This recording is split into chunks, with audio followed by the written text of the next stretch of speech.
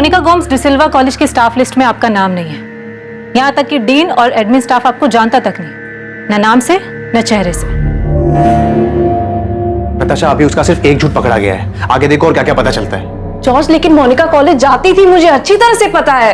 Even मुझे भी यही लगता था कि वो वहां पढ़ाती थी। इतने सालों से वो ऐसे कैसे झूठ बोल रही थी? सिर्फ यही नहीं, उसने और कई झूठ बोले। मुझे तो वो पॉल पर भी शक हो रहा है कि पॉल और मोनिका ने मिलकर किया है। पीटर अंकल सही थे। अब तो मुझे भी यकीन हो गया कि सारी डेथ नेचुरल डेथ नहीं थी। आई एम श्योर उनसे कुछ गलती हो रही है। मतलब गलती कॉलेज स्टाफ की कि वो आपको नहीं पहचान रहे? नहीं, कॉलेज नहीं, गलती नताशा और जॉर्ज कर रहे हैं। मैंने कभी उनसे कहा ही नहीं कि मैं डिसिल्वा कॉलेज में प्रोफेसर हूँ। पता नहीं गलती कर रहे हैं या फिर जानबूझकर झूठ बोल रहे हैं। मैं डिसिल्वा कॉलेज जाती हूँ, लेकिन पढ़ाने के लिए नहीं, अपने काम से। अपने काम से मतलब? मैं पढ़ने जाती हूँ। तो अब आप कह रही हैं कि आप डिसिल्वा कॉलेज की स्टूडेंट हैं? नहीं, मैंने ये नहीं कहा। मैं तो ऑलरेडी ग्रेजुएट हूँ।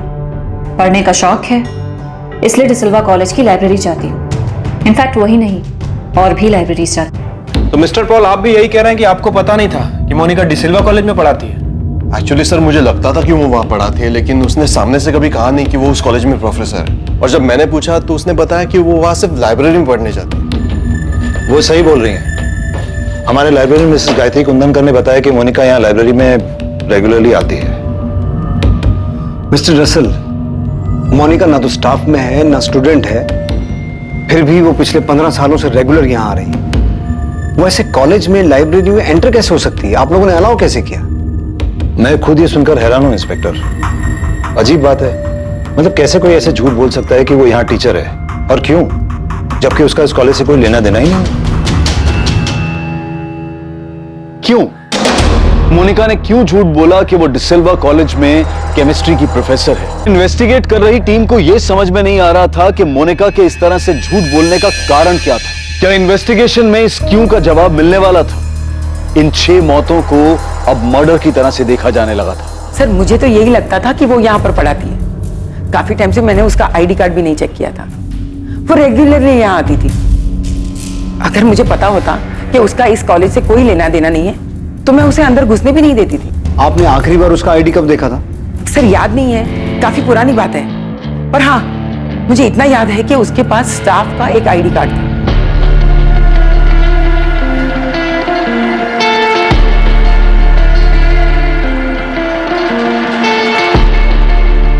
Good morning ma'am. मॉर्निंग।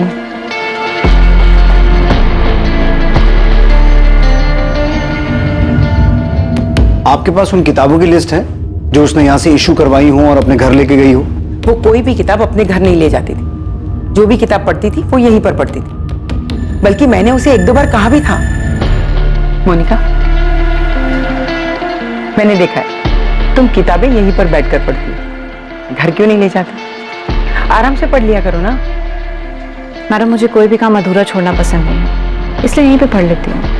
और वैसे भी घर पे और भी बहुत सारे काम होते हैं।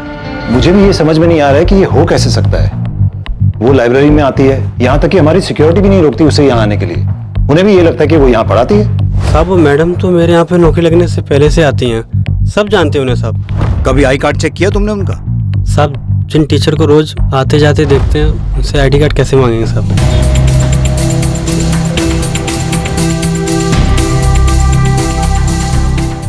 उसने अपनी फैमिली को अपॉइंटमेंट लेटर दिखाया है कि 2004 में उसे यहाँ असिस्टेंट प्रोफेसर की जॉब मिली। इंस्पेक्टर, उसने अपने फैमिली को जो भी कहा हो, मैं साबित कर सकता हूँ कि वो यहाँ टीचर कभी नहीं रही। पर ये कैसे पॉसिबल है? वो इतने आराम से कॉलेज में घुस जाती है, कोई उसका आई कार्ड चेक नहीं करता है, और ये काम वो पिछले 15 सालों से कर रही है।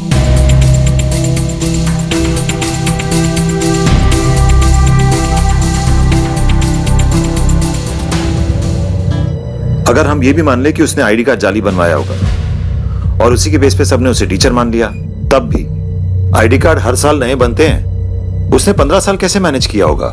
मिस्टर रसल, हमारे लिए ये जानना जरूरी है कि क्या मोनिका की पहुंच बैरामेक्सिन तक हो सकती है या नहीं। लेकिन जब वो इतने सालों से आपके कॉलेज में, लाइब्रेरी में खुलेआम घूम सकती है, तो वो आपकी केमिस्ट्री लैब में भी जा सकती है, और वहां से बैरामेक्सिन लेकर लैब से, कॉलेज से बाहर भी जा सकती है। ये इम्पॉसिबल है इंस्पेक्टर। बैरामेक्सिन एक रेस्ट्रिक्टेड केमिकल है। लैब में भी सिर्फ एक्सपेरिमेंट्स में यूज होता है, वो भी कड़ी निगरानी में। मुझे आपके लैब इंचार्ज और लैब टेक्नीशियन से मिलना है। बैरामेक्सिन? इसका नाम मैंने पहली बार तब सुना था जब फिलिप की डेथ हुई थी। पुलिस ने बताया था मुझे कि उसने बेरामैक्सिन लिया था और ये एक तरह का जहर होता है। आज तक इससे ज्यादा मुझे बेरामैक्सिन के बारे में नहीं पता। सचमुच? जी सचमुच। ये एग्जैक्टली है क्या? मैंने कभी नहीं देखा। I mean I don't know. आप वाकई इतने अनजान हैं, फिर अनजान बनने का नाटक कर रही हैं। आप तो मुझे अच्छे से जानती भी नहीं है, फिर ऐसा क्यों सोच रही है मेरे बारे में? आप चाहे तो आराम से अंदर बैठ के बात कर सकते हैं। कॉफी पियेंगी आप? बेरामैक्सिन कहाँ से मिला? डिसिल्वा कॉलेज से ना, इसलिए आप अक्सर वहां जाया करती थी, राइट? मैंने कहा ना, मुझे नहीं पता ये बेरामैक्सिन क्या होता है, कहाँ से आता है। मुझे साइंस में इंटरेस्ट है, लेकिन सिर्फ लर्निंग के प्रोसेस से। वैसे ये बेरामैक्सिन होता क्या है? इंस्पेक्टर, ये हमारे लैब टेक्नीशियन हैं, दीपक मंदार, बीरेन चैटर्जी। ये दोनों 1999 से यहाँ काम कर रहे हैं। यहाँ स्टूडेंट्स जो केमिकल यूज करते हैं एक्सपेरिमेंट्स के लिए, आप उसके इंचार्ज हैं? यस सर, हम बहुत सावधानी बरतते हैं सर। बेरामैक्सिन जैसे रेस्ट्रिक्टेड केमिकल का तो बहुत ध्यान रखते हैं सर। हम सब चेक करते हैं क्या एक्सपेरिमेंट है और कितनी मात्रा में केमिकल लगेगा सब। और सर, जब हम लोग भी ड्यूटी से वापस घर जाते हैं तो सिक्योरिटी हमें भी चेक करते हैं। इंस्पेक्टर, मैं भी आपको यही बता रहा था कि ये पॉसिबल नहीं है। आप दोनों मोनिका गोम्स को जानते हैं? लाइब्रेरी में कई बार मुलाकात हुई है उनसे, कई बार बातें भी हुई हैं। मैं भी मिला हूँ सर उनसे कई बार, पर मुझे ये नहीं पता था कि वो केमिस्ट्री पढ़ाती है। मुझे लगा किसी और डिपार्टमेंट में। मोनिका से बेरामैक्सिन को लेकर कोई बात हुई है?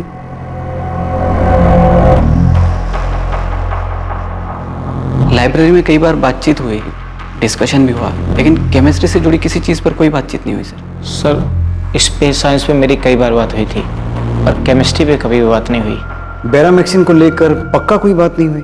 पक्का सर। मुझे आपकी इस लैब का 2004 से लेकर अब तक का पूरा डेटा चाहिए, खास तौर पर बेरामैक्सिन का। 2004 से अब तक कितना आया, किस किस एक्सपेरिमेंट में कितना यूज हुआ, पूरा रिकॉर्ड।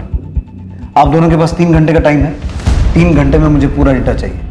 मिस्टर रसल, मैं दीपक मंदार और बीरेन चैटर्जी को क्राइम ब्रांच बुला रहा हूँ इन्वेस्टिगेशन के लिए। इंस्पेक्टर, आप इन दोनों पे शक कर रहे हैं? ये दोनों हमारे पुराने स्टाफ मेंबर्स में से हैं। मिस्टर रसल, मोनिका के पति फिलिप के मामले में ये शक जताया गया था कि वो मर्डर था, क्योंकि उसकी बॉडी में बेरामैक्सिन के ट्रेसेस मिले थे। लेकिन ये साबित नहीं हो पाया कि बेरामैक्सिन आया कहां से था। उसके बाद 3 डेथ और हुई, पीटर फर्नांडिस, जेनिफर डिमेलो और रेचल डिमेलो। और फिलिप की डेथ से पहले उसके घर में 2 डेथ्स और हुई थी, उसकी मां मारिया गोम्स और उसके पिता अल्बर्ट गोम्स। 6 डेथ्स जिन्हें नेचुरल डेथ मान लिया गया था, अब उन्हें मर्डर की नजर से देखा जा रहा है, क्योंकि ऐसा शक है कि सबके मर्डर में बेरामैक्सिन का इस्तेमाल हुआ होगा। और इन सभी केसेस में हमारी प्राइम सस्पेक्ट मोनिका है।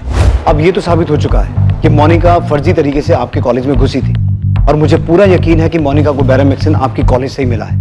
अब या तो उसने आपके कॉलेज की लैब से चुराया है, या फिर उसे ये आपके किसी टेक्नीशियन से मिला है, जिसने अनजाने में या फिर किसी लालच में आकर जानबूझकर उसे दे दिया।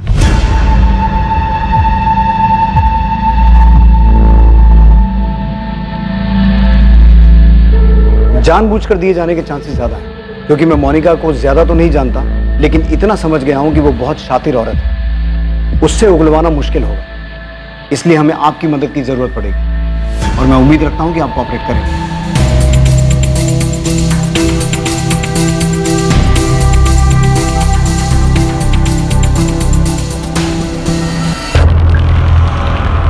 भरत, डिसिल्वा कॉलेज की केमिस्ट्री लैब का डेटा चेक करने के लिए फौरन एक टीम बनाओ। सारा डेटा जल्द से जल्द एनालाइज करो। ठीक है सर, एक टीम बनाकर काम पे लगा देता हूँ। फिलहाल ये केस हमारे लिए सबसे अहम है, बाकी सभी केसेस साइड पे रखो। सर, मैंने पॉल से भी बात की है।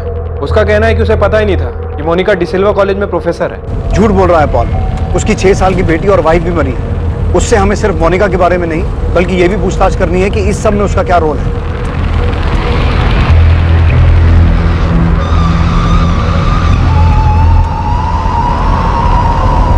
अमृता, मुझे जल्द से जल्द मोनिका के फोन रिकॉर्ड्स चाहिए। जब उसने पहला फोन खरीदा होगा तब से लेकर अब तक जितने भी नंबर इस्तेमाल किए हैं, एक एक नंबर की डिटेल चाहिए। सर, तब से लेके अब तक? मोनिका भी 38 साल की है, तो उस वक्त 18 से 20 साल की होगी जब उसने पहला फोन खरीदा होगा, राइट? मतलब 2001 या 2 से लेकर अब तक। और पीछे जाना पड़े और पीछे जाओ, लेकिन एक एक नंबर की डिटेल निकालो। कॉलेज में फर्जी तरीके से घुसना, अपने आप को प्रोफेसर बताना, कॉलेज से बेरामैक्सिन चुराना, नकली पेपर्स बनवाना। मैं मानता हूं कि बहुत शातिर औरत है, लेकिन इतना कुछ करने के लिए उसने किसी ना किसी की मदद तो ली होगी। भरत, डिसिल्वा कॉलेज के डेटा पर टीम लगाने के बाद तुम्हारा अगला काम गांधीनगर एफएसएल से बात करना है, क्योंकि शायद फोरेंसिक से हमें यह पता चले कि जो 6 मौतें हुई वो नेचुरल थी या उन्हें जहर दिया गया था। मतलब फिलिप के अलावा वो 5 मौतें हैं जो पिछले 14 साल में हुई हैं। करेक्ट। और उसके तुरंत बाद तुम्हें मोनिका की हिस्ट्री भी निकालनी है। कौन है, कहां से आई, एक एक डिटेल चाहिए मुझे। 6 मौतें मतलब 6 मर्डर्स, जिसमें एक 6 साल की बच्ची भी है। ये औरत है क्या?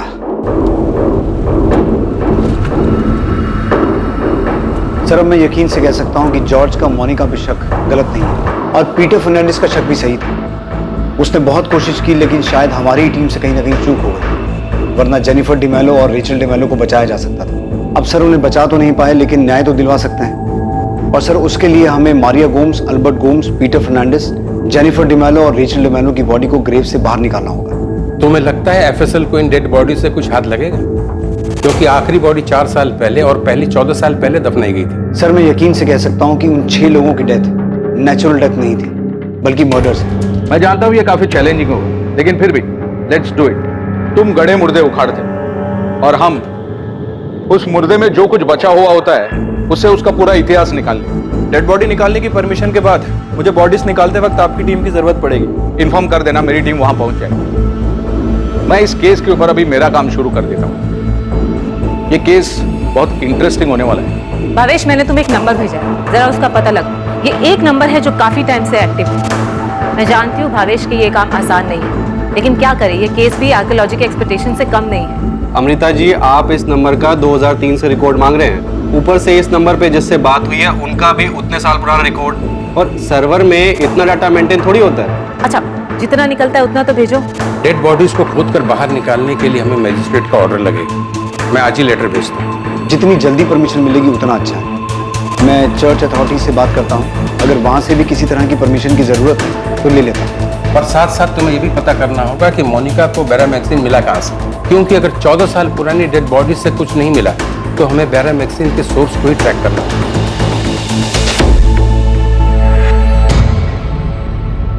तो ये सब मर्डर ही थे ना सर? जॉर्ज, हम डिसिल्वा कॉलेज की केमिस्ट्री लैब का पिछले 15 साल से अब तक का रिकॉर्ड चेक कर रहे हैं, लेकिन ग्रेव्स में से डेड बॉडी को खोद के निकाल के उसमें से बैरामैक्सिन के बारे में पता करना आसान काम नहीं है। और अगर पता नहीं चल पाया कि जहर दिया गया था, तो फिलिप की डेथ के अलावा बाकी सबकी डेथ नेचुरल मान ली जाएगी। अगर इन डेड बॉडीज में से कुछ नहीं मिलता तो ये केस आगे नहीं बढ़ सकता, जब तक ये ना पता चले कि मोनिका को बैरामैक्सिन कहाँ से मिला। सर, लेकिन आपको ये तो पता चल चुका है ना कि मोनिका 15 साल से वो फेक आईडी से अपने आप को डिसिल्वा कॉलेज की टीचर बता रही थी। इसका मतलब ये होता है कि औरत फ्रॉड है।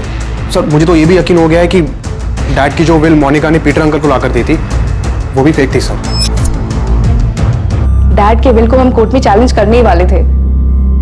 फिलिप की डेथ हो गई, इसलिए हम दोनों ने अपनी मर्जी से सब कुछ मोनिका को दे दिया, और उसने अपने नाम पे सब कुछ ट्रांसफर करवा भी लिया था।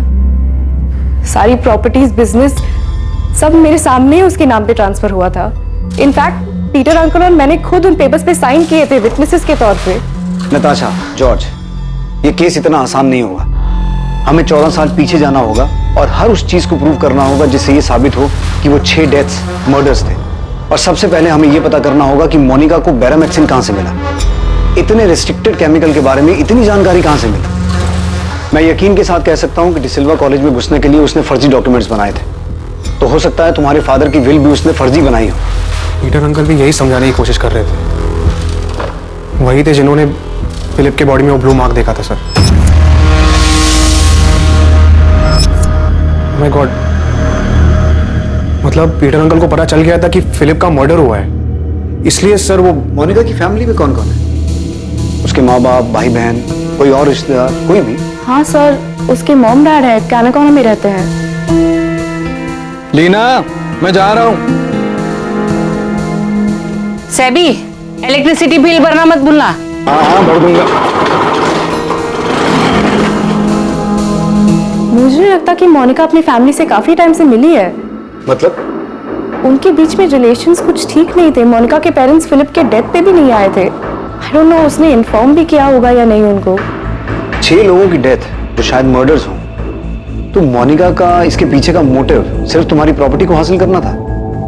मुझे लगता है कुछ और भी गड़बड़ है। वही तो हम भी समझ नहीं पा रहे कि मोनिका के साथ गड़बड़ क्या है। सर, पॉल की वाइफ रेचल, और उसकी बेटी जेनिफर, हमें लगता है कि उन दोनों को भी मोनिका ने मारा है सर, जिनका हमारी प्रॉपर्टी से कोई कनेक्शन नहीं है। मोनिका का मानसिक संतुलन ठीक है ना?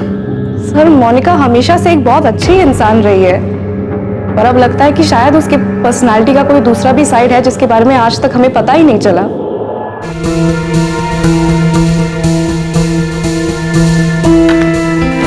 क्या हुआ पॉल?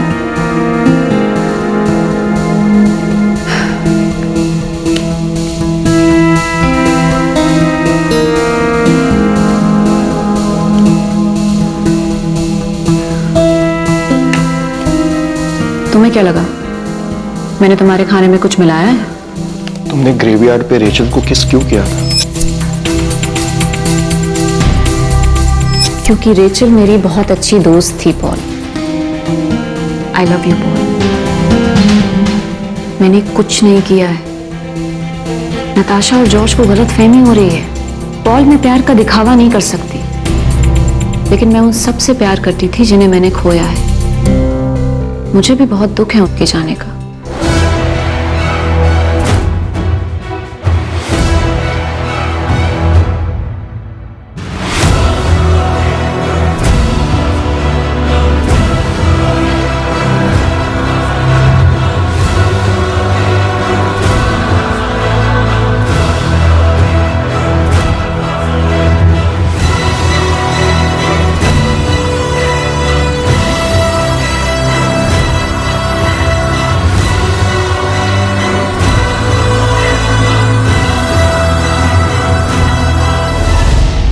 क्राइम ब्रांच की स्पेशल टीम डिसिल्वा कॉलेज की केमिस्ट्री लैब का 2004 से अब तक का डेटा बहुत बारीकी से जांच रही थी कि बेरामैक्सिन कब कितनी मात्रा में आया और कहां-कहां इस्तेमाल हुआ।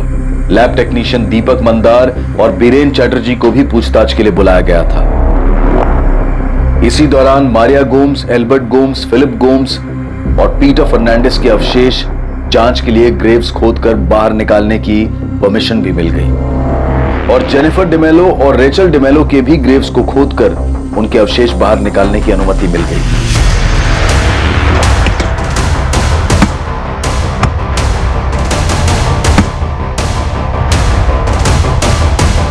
सर, मोनिका के भी रीसेंट फोन रिकॉर्ड से पता चला है कि मोनिका के अपने फैमिली मेंबर नताशा और जॉर्ज के अलावा एक प्रशांत कदम नाम के आदमी से लगातार बातचीत रही है। एक ही नाम मिला है? जी सर। बहुत चालाक औरत है। एनीवे, प्रशांत कदम कौन? सर पॉलिटिकल वर्कर है कलंगुट से। प्रशांत बहुत पॉलिटिकल वर्कर है, कलंगुट में पार्टी का काम देखता है, सॉलिड आदमी है, अच्छी पहुंच है उसकी।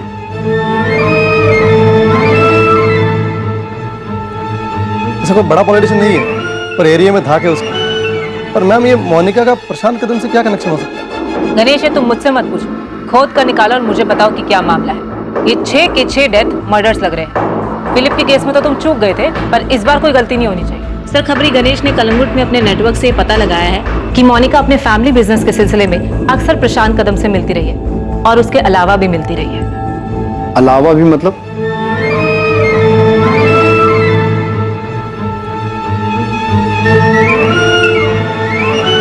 सर एक्चुअली कलंगुट में प्रशांत कदम का एक छोटा सा होटल है। सालों से मोनिका और प्रशांत वहां मिल रहे हैं। अब मोनिका को उठाकर पूछेंगे तो जाहिर सी बात है वो कहेगी ये बिजनेस मीटिंग थी, भले ही उसके प्रशांत कदम के साथ अवैध शारीरिक संबंध रहे। लेकिन हमारा उसकी पर्सनल लाइफ में कोई इंटरेस्ट नहीं है। लेकिन हमारे लिए ये जानना जरूरी है कि प्रशांत कदम उन 6 लोगों की डेथ या उनके मर्डर्स के बारे में कितना जानता है। उसे उठाकर सीधा सवाल करे तो? सीधा उठाकर सवाल पूछने की बजाय कोई दूसरा रास्ता ढूंढना होगा।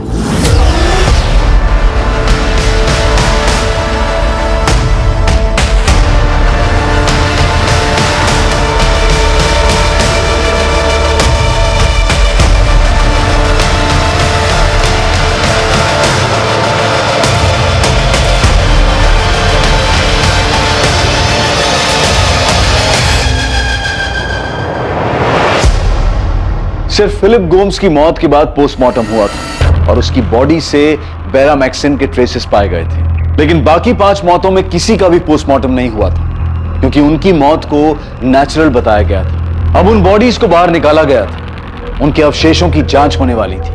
क्या इस जांच में कुछ सामने आने वाला था जिसकी पुलिस को उम्मीद थी? क्या इन सभी को भी जहर देकर मारा गया था? फोरेंसिक टीम के लिए भी इन सभी सवालों के जवाब ढूंढना आसान नहीं था। प्रफुल्ल, तुम अच्छी तरह जानते हो कि इतने सालों के बाद डेड बॉडी के नाम पर हमें सिर्फ कुछ हड्डियां, कुछ स्केलेटन मिलने वाली थी, और वही हुआ। लेकिन अच्छी खबर यह है कि हम उनका डीएनए हासिल करने में कामयाब हुए।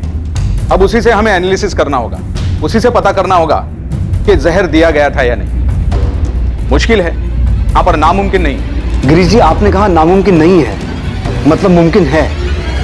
पता चल सकता है कि इनको जहर दिया गया था। इनकी मौत भी बैरामिक्सिन की वजह से हुई है। एग्जैक्टली। लेकिन मुझे थोड़ा टाइम दो, टेस्ट बहुत कॉम्प्लिकेटेड होने वाली है, लेकिन हम जरूर पता लगा लेंगे कि जहर दिया गया था या नहीं। थैंक यू गिरीश जी, आप टाइम लीजिए, लेकिन जितना जल्दी हो सके रिपोर्ट दीजिए प्लीज। सर, आप बार बार हमें यहाँ बुला लेते हैं। हमें जो पता था हम आपको सब बता चुके हैं। अब सर, बार बार परेशान करने से हम आपको कुछ नया तो बता नहीं देंगे। सर, हमने सच में कुछ नहीं किया है सर। हमको नहीं मालूम मोनिका को किसने बैरामेक्सिन दिया, कहाँ से दिया, कुछ नहीं मालूम सर। लेकिन हमें तो कुछ और ही पता चला है। बैठो।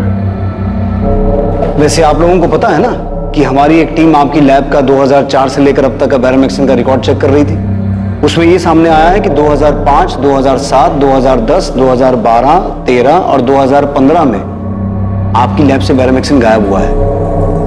और ये वही 6 साल हैं जब गोम्स फैमिली और डिमेलो फैमिली में डेथ्स हुई थी। मैं बिल्कुल नहीं मान सकता सर। सर, बैरामेक्सिन लैब से आज तक गायब हुआ ही नहीं है। हुआ है, और हमें यह भी पता है कि कब हुआ और कितना हुआ। हमें तो यह भी पता चला है कि मोनिका को कैसे पता चला कि कितनी मात्रा में बैरामेक्सिन देना है जिससे दिल का दौरा तो पड़े लेकिन जांच में सामने ना आए। थैंकफुली उस दिन तब तक हमने फिलिप की बॉडी उसकी फैमिली को हैंडओवर नहीं की थी, और उसी वक्त पीटर फर्नांडिस ने नोटिस किया कि फिलिप की बॉडी नीली पड़ रही है। डॉक्टर प्रांस भाई, मैंने उन सभी डॉक्टर से बात की है जिन्होंने बाकी लोगों के केस हैंडल किए थे, लेकिन उनमें से कोई भी डॉक्टर ये पता नहीं लगा पाया कि उन्हें जहर दिया गया था। इंस्पेक्टर, जैसे कि मैंने बताया, इसमें 2 वजह हो सकती है। पहली ये कि उसे जहर दिया ही नहीं गया हो। ये तो इम्पॉसिबल है, क्योंकि मोनिका गुम्स के बारे में जो भी सच सामने आया है वो आम बात नहीं है। वो बहुत शातिर औरत है और उसने बड़ी चालाकी से ये मर्डर्स किए हैं। दूसरी वजह यह है कि मोनिका ये अच्छी तरीके से जानती है कि किसी इंसान को हार्ट अटैक आने के लिए कितनी मात्रा में बैरामेक्सिन डोज दिए जाते हैं, और जिससे कि वो डिटेक्ट भी ना हो। तो मोनिका को एग्जैक्टली पता होगा कि कितना बैरामेक्सिन देना है। शायद मोनिका को एग्जैक्ट मात्रा पता थी, और ये वो खुद पता नहीं लगा सकती जब तक कोई एक्सपर्ट उसे ना बताए, और इसी काम में आप दोनों ने उसकी मदद की है। वैसे आपकी जानकारी के लिए बता दूं, बाकी 5 लाशों को भी ग्रेव्स में से खोद कर निकाल लिया गया है। उसकी जांच चल रही है, और अगर उन लाशों में बैरामेक्सिन के ट्रेसेस मिले ना, तो तुम दोनों तो बहुत बुरा फंसने वाले हो। सर, मैं कसम खा के बोल रहा हूँ, मैंने कुछ नहीं किया। सर, इतना खतरनाक केमिकल जो एक्सपेरिमेंट में भी इतनी निगरानी में यूज होता है, मैं ऐसे किसी को नहीं दूंगा। सर, हम पहले ही बता चुके हैं। हम बस उसे लाइब्रेरी में मिले थे, थोड़ी बहुत कुछ बातचीत हुई थी, लेकिन केमिस्ट्री या बैरामेक्सिन के बारे में कोई बातचीत नहीं हुई। हम लोगों ने लैब के रिकॉर्ड बहुत अच्छे तरीके से मेंटेन किए। हमें मान ही नहीं सकते सर कि केमिकल गायब हुआ है। अगर हुआ भी है तो किसी और ने किया है सर, हम दोनों ने नहीं सर। किसी और ने किया है मतलब? और कौन कर सकता है? देखो, बात को समझ लो, ये केस बहुत सीरियस है। हम ऑलरेडी 14 साल लेट चल रहे हैं। अब अगर किसी की वजह से 1 दिन की भी देरी हुई ना, तो उसे बख्शेंगे नहीं हम।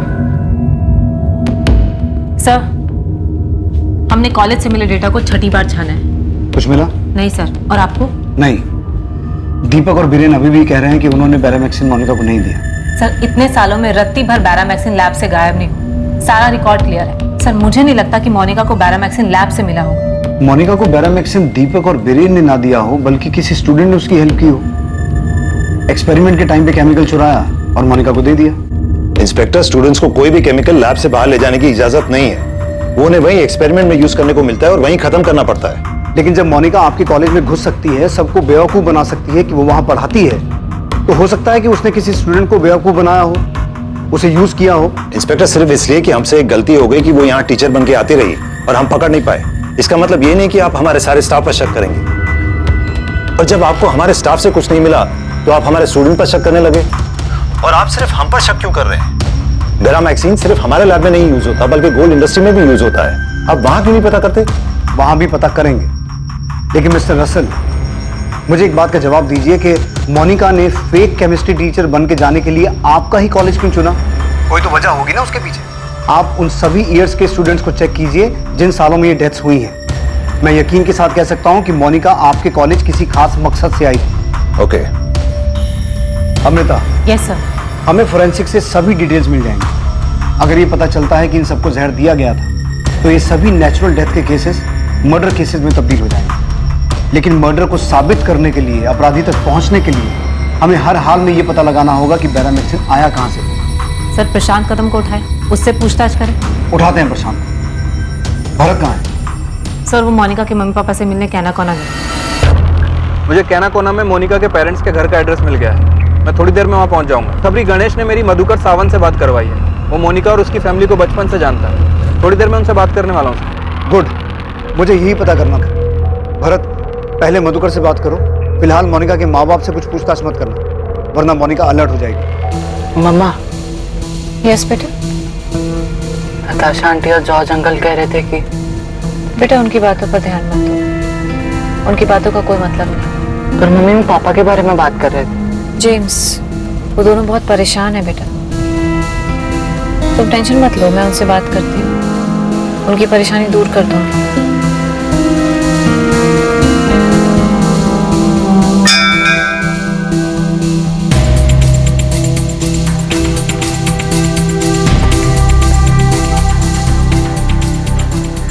मोनिका, जेम्स को घर का रास्ता पता है, वो खुद घर वापस आ सकता है। नताशा, जेम्स मेरा भी बेटा है। फिलिप की हेल्थ और उसके पीने की आदत की वजह से हमने डिसाइड किया था ना कि वो तुम्हारे साथ रहेगा।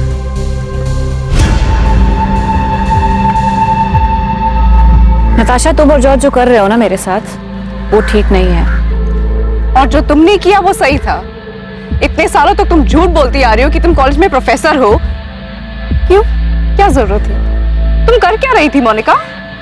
मैं वहां पढ़ाई कर रही थी नताशा, रिसर्च कर रही थी। इनोसेंट लोगों को मारने का रिसर्च?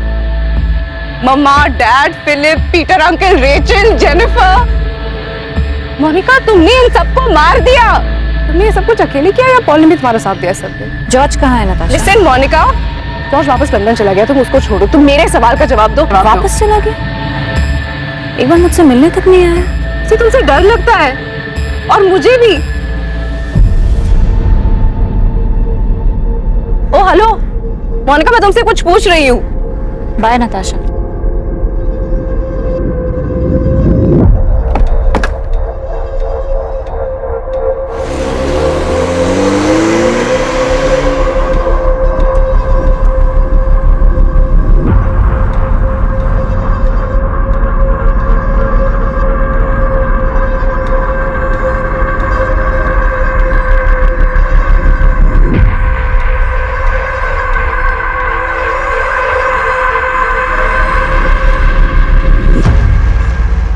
हाँ, जानता हूँ मोनिका, कई साल से जानता हूँ। तो चलो फिर तुमसे कुछ पूछताछ कर लेते हैं। इस बारे में काफी टच में हो मोनिका, तो जानते ही होगे किस बारे में बात करनी।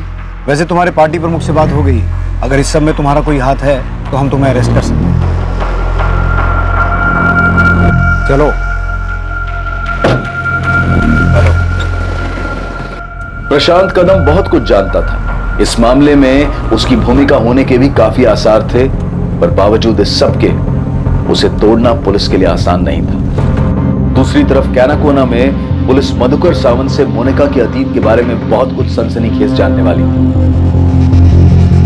आइए मधुकर।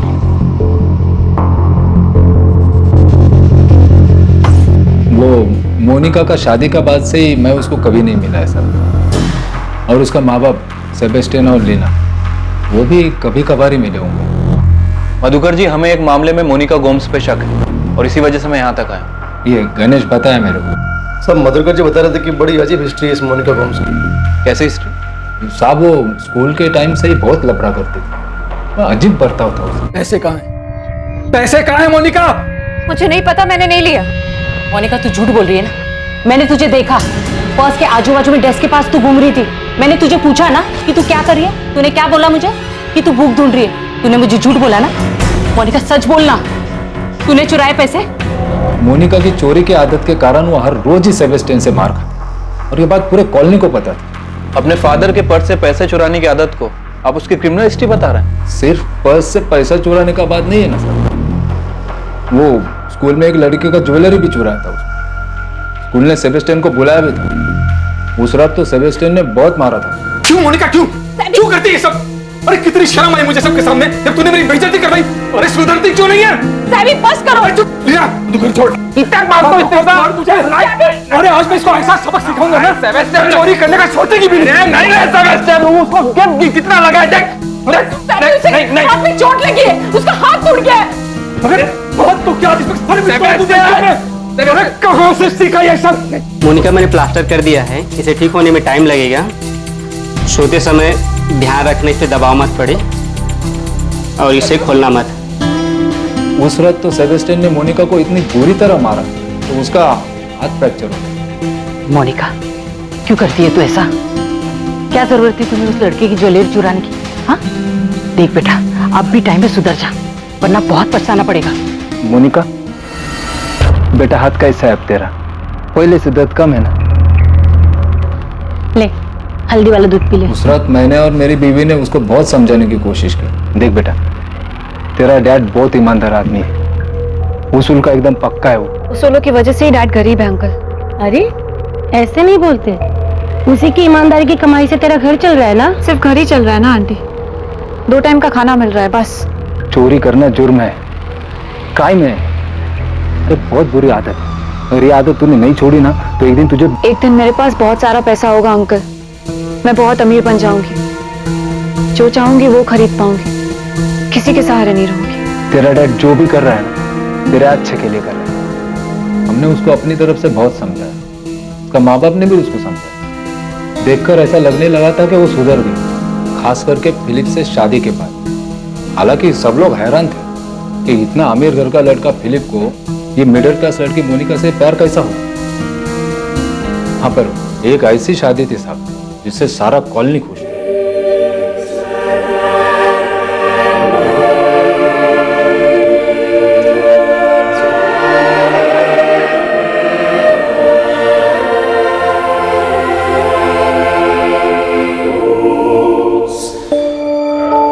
मोनिका के माँ बाप ही नहीं बल्कि आपकी कॉलोनी उसकी शादी से खुश थी। मधुकर जी, हमें पता चला है कि मोनिका काफी टाइम से अपने पेरेंट्स से मिलने नहीं गई और उसके पेरेंट्स भी काफी समय से मोनिका से मिलने नहीं आए, यहाँ तक कि फिलिप्स गोम्स की मौत हो जाने के बाद भी नहीं। ऐसा क्यों? इस बारे में मैं ज्यादा नहीं जानता है सर। हाँ पर सेबेस्टियन ने अपनी लाइफ में कुछ चीजों को स्वीकार कर लिया था। देखना नहीं चाहती मतलब? मैं कुछ समझा नहीं। वो मुझसे और लीना से मिलना ही नहीं चाहती, उसे अब अपनी जिंदगी में हमारी कोई जरूरत नहीं। मरे और कितना पता नहीं, मुझे लगता था फिलिप से शादी के बाद वो बदल जाएगी, ठीक हो जाएगी, पर ऐसा कुछ नहीं हुआ। वो जैसी थी वैसे ही है। मेरी इकलौती बेटी, इकलौती औलाद अपने माँ बाप की शक्ल तक देखना नहीं चाहती। सेबेस्टियन ने कभी नहीं बताया कि मोनिका ने उनसे नाता क्यों तोड़ा। देखिए मधुकर जी, आप मोनिका और उसकी फैमिली को बचपन से जानते हैं। मैं आपसे सीधा एक सवाल पूछता हूँ, कुछ छुपाइएगा। मधुकर जी, क्या यह पॉसिबल है कि सेबेस्टियन और लीना को पता था कि उनकी बेटी मोनिका ने अपने ससुराल वालों को जहर देके मारा?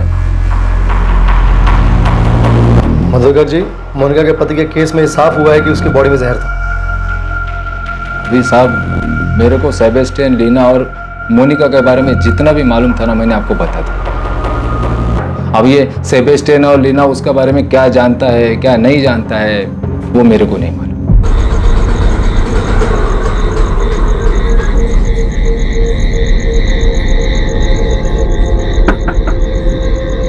ऐसा कोई ना कोई तो जरूर था जो इन 6 लोगों की मौत और उनके मर्डर होने के बारे में जानता था। गोम्स परिवार में हुई हर एक मौत, यहां तक कि जेनिफर और रेचल की मौत, इस सब के बारे में कोई तो था जिसे जानकारी थी। 14 सालों तक स्वाभाविक मौत के नाम पर छुपी इन 6 रहस्यमयी हत्याओं में से एक शातिर षड्यंत्र की बू आ रही थी और इस षड्यंत्र की जानकारी एक नहीं बल्कि कई लोगों को थी। पैरामैक्सिन, ये क्या होता है? मेरे को तो मालूम ही नहीं। तू मोनिका को 2003 से जानता है ना, जब वो शादी करके आई थी। मैं मोनिका से पहली बार अपनी केलंगूट वाली शॉप में मिला था, तब से ही दोस्ती है। दोस्ती से ज्यादा ही है। तुमने जो पता किया है वो सच है। हम दोनों का फिजिकल रिलेशन है, वो उसकी भी जरूरत है और मेरी भी, तो चल रहा है। पर उसने अपनी फैमिली में किसी का मर्डर किया है, ये बात मैं नहीं मान सकता। उसका अच्छा दोस्त है ना तू, तो ये भी जानता होगा कि मोनिका फर्जी आईडी बनाकर डिसिल्वा कॉलेज में केमिस्ट्री टीचर बनकर घूम रही है। मेरे को इतना मालूम है कि उसे पढ़ने का शौक है।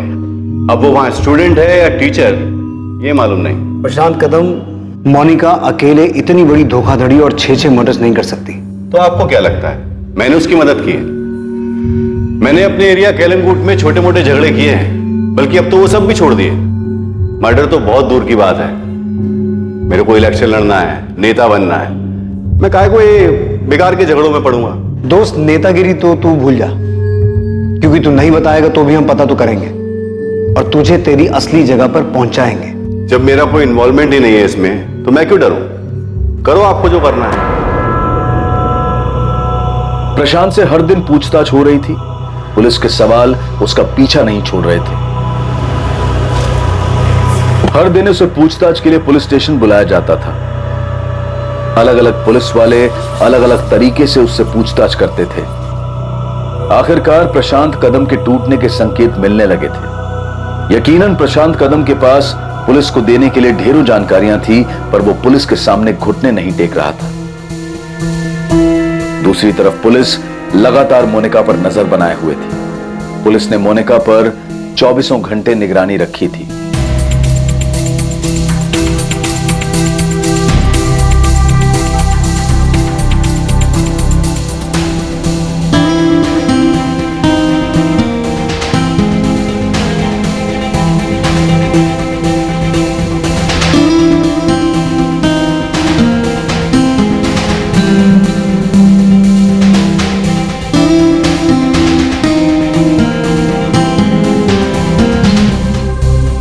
मिस हो गया सर।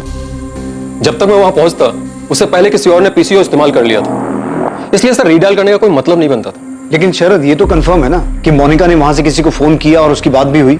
हाँ सर, पूरे 2 मिनट तक बात हुई।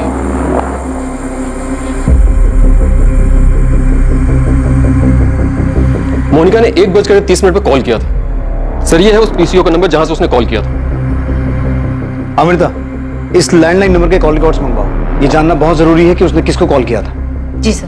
पर भाऊ, इसमें मेरा कोई हाथ नहीं है। मैंने कोई बैरामैक्सिन या ऐसा कुछ भी सप्लाई नहीं किया। देख प्रशांत, तू पार्टी मेंबर है और इस औरत पे पुलिस को 1 नहीं 6 मर्डर का शक है। ऐसा नहीं हो कल पार्टी को इसकी या तेरी वजह से। भाऊ, ऐसा कुछ नहीं होगा। मेरा ये मर्डर में कोई हाथ नहीं है। तो जिसमें भी तेरा हाथ है, तूने उसकी जो भी जिस भी तरह की मदद की है, जाके पुलिस को बता दे। मेरी बात तो सुनो, मैंने उसको थोड़ी मदद की है, लेकिन मुझे नहीं पता था कि उसने ये सब। प्रशांत, मेरे को सुनाने का मतलब नहीं है। तुझे जो बताना है, जो कहना है, पुलिस को जाके कह। पुलिस के लिए ये एक बड़ी सफलता होने वाली थी कि प्रशांत बयान देने और सच बताने के लिए तैयार हो गया था। वो जुर्म जिसकी शुरुआत 14 साल पहले हुई थी, अब अपने असली चेहरे के साथ सामने आने वाला था। अब एक बड़ा खुलासा होने जा रहा था। एक ऐसी कड़ी, एक ऐसी समानता सामने आने वाली थी जो 14 सालों तक सबकी नजरों से बची रही थी। इन सभी 6 मौतों में एक समानता थी जो फिलिप गोम्स के केस के अलावा सभी केसेस में छूट गई थी। इंस्पेक्टर प्रफुल्ल, जिस रिपोर्ट का तुम्हें बेसब्री से इंतजार था वो मेरे सामने मेरे टेबल पर है। फिलिप गोम्स का एनालिसिस पोस्टमार्टम के चलते तुम्हारे पास पहले से ही है। बाकी 5 लोगों की मौत जिस प्रकार हुई थी, वो अगर मैं तुम्हें बताऊंगा तो तुम चौंक जाओ। सबको जहर दिया गया था? हाँ, एनालिसिस के मुताबिक उन सभी को फिलिप गोम्स की तरह बैरामैक्सिन दिया गया। Maria Gomes, Albert Gomes, Peter Fernandes, 6 साल की बच्ची जेनिफर और उसकी मां रेचल डिमेर, इन सभी को बैरामैक्सिन दिया गया था, जिसकी वजह से उन्हें हार्ट अटैक आया, जिसकी मात्रा इतनी कम थी कि डॉक्टर भी उसे पहचान नहीं पाए और उन्हें डेड डिक्लेयर कर दिया। और इस तरह सारे मर्डर्स एक नेचुरल डेथ बन गए। 6 मासूम लोगों की हत्या जो 14 साल तक स्वाभाविक मौत मानी जाती रही, दरअसल ये मौत स्वाभाविक नहीं, क्रूर हत्याएं थीं। 2010 में फिलिप गोम्स की मौत पर शक सबसे पहले गहराया था, पर अनदेखी और लापरवाही के कारण ये हत्या आत्महत्या के नाम पर दर्ज की गई और फाइल बंद कर दी गई। जो सच 14 साल जमीन में दफन रहा, वो आज बाहर आकर न्याय की गुहार लगा रहा है। एक नहीं, 6 निर्मम हत्याओं की कहानी कह रहा है। ये साबित हो चुका है कि 6 लोगों की डेथ नेचुरल नहीं बल्कि मर्डर्स थे। इन 6 लोगों को मारने के लिए जिस बैरामैक्सिन का यूज हुआ, क्या आपको उसकी जानकारी मिल चुकी है कि वो कहां से आया था? अभी तक तो नहीं मैम, लेकिन जल्दी पता चल जाएगा। मोनिका जिस कॉलेज में प्रोफेसर बनकर जाती। देखिए, मैं बता चुका हूँ कि अभी सिर्फ ये साबित हुआ है कि 6 लोगों के मर्डर्स किए गए थे। क्यों हुए, किसने किए, कैसे किए, ये सब पता लगाना अभी बाकी है। हमारे पास कुछ लीड्स हैं, लेकिन फिलहाल वो लीड्स आपके सामने नहीं रख सकते। प्रशांत खत्म, तेरा खेल और पॉलिटिकल करियर दोनों खत्म। सजा कम करवाने का एक मौका दे रहा हूं। हमें पता तो चल चुका है कि मोनिका का इन मर्डर्स में साथ तू नहीं दिया था, बेरामैक्सिन तू न लाके दिया था। साहब, मैंने उसकी मदद नहीं की। मुझे तो सुनकर खुद शौक लगा था कि उसने 6 लोगों को मारा है। सच्ची बोल रहा हूं साहब, मेरे को आइडिया नहीं था कि उसने किसी को मारा है। हेलो, कौन बोल रहा है? कौन तुमने किया है? तुम बताओ कौन बोल रही हो? असिस्टेंट सब इंस्पेक्टर अमृता बोल रही हूँ। 6 दिन पहले मोनिका गोम्स ने तुझे पीसीओ से कॉल किया था ना? 1 सेकंड पहले तो तू बहुत फैल रहा था, ये अचानक तेरी बोलती क्यों बंद हो गई? मोनिका गोम्स को जानते? जी जानता हूं मैं उसे। नाम क्या है तेरा? लॉरेंस। खाली लॉरेंस, आगे पीछे कुछ नहीं है? Kevin Lawrence. केविन, तू मोनिका गोम्स को कैसे जानता? मेरे को बेरामैक्सिन के बारे में तो कुछ मालूम नहीं, पर मैं आपको कुछ और बता सकता हूं। पर मेरे को मालूम नहीं कि उनका इन मर्डर से कुछ लेना देना है कि नहीं। प्रशांत, अपने भेजे का इस्तेमाल कर। मोनिका नहीं बोल रही है तो तू बोल, तेरे पास मौका है। जो जानता है बक दे, वरना दोस्त इतना तोड़ेंगे ना, तुझे बोलना तो पड़ेगा। तू 24 घंटे हमारी निगरानी में, इसलिए भागने की सोचना भी मत। तेरे लिए यही अच्छा होगा कि तू खुद दोना पोला क्राइम ब्रांच में आके रिपोर्ट कर, वरना हम तुझे उठा लेंगे, समझा? अब तक जो सच सामने आए थे वो पूरी तरह से अविश्वसनीय थे, लेकिन अभी और भी रहस्य थे इस केस के, और भी खुलासे होने बाकी थे। ये वो 6 दर्दनाक भयानक हत्याएं थीं जो 14 साल पहले से घट रही थी। इस दर्दनाक भयानक केस में सबसे हैरान करने वाली बात यह थी कि हत्याओं की इस श्रृंखला को रोका जा सकता था। ये हत्याएं कभी नहीं होती। ये सब हत्याएं और वो खुलासे जो होने बाकी हैं, जब उनका सच सामने आएगा और ये पता चलेगा कि ये सब क्यों, कैसे और किसने मिलकर किया था, तो सिर्फ पुलिस इन्वेस्टिगेशन में नहीं, बल्कि पूरे देश में हड़कंप मचने वाला था। जॉर्ज, ये केस बहुत सीरियस हो गया है। मुझे लगता है तुम्हें गोवा आ जाना चाहिए। हाँ नताशा, मैं आ रहा हूँ। मोनिका ने पुलिस को कुछ बताया? अभी तक तो नहीं। मुझे तुम्हें कुछ बताना है जो मैंने तुम्हें आज तक नहीं बताया। क्या बताना है नताशा?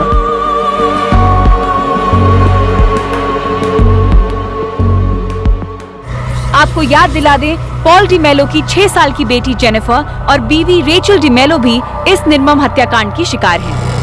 हमने मोनिका के पिता सेबेस्टियन एंड्रू और मां लेना एंड्रू से बात करने की बहुत कोशिश की, पर वो बेहद शर्मिंदा हैं। उन्होंने अपनी बेटी मोनिका के बारे में बात करने से साफ इनकार कर दिया है। मोनिका, बचने का कोई रास्ता नहीं है। तुम्हारे लिए यही अच्छा होगा कि अपना जुर्म कबूल कर। इन 6 मर्डर्स में और कौन कौन इन्वॉल्व था तुम्हारे साथ? क्या पॉल भी तुम्हारे साथ था? सर मैंने कुछ नहीं किया है। अरे सर, मुझे आइडिया भी नहीं था ये सब मोनिका ने किया है। सर प्लीज बिलीव मी, देखो मैंने कुछ नहीं किया है। देखो मोनिका, तुम्हारा जुर्म सामने आ चुका है, इसलिए अब चुप रहने का कोई फायदा नहीं। क्यों मारा तुमने इन सबको? और बेरामैक्सिन कहां से मिला तुमको?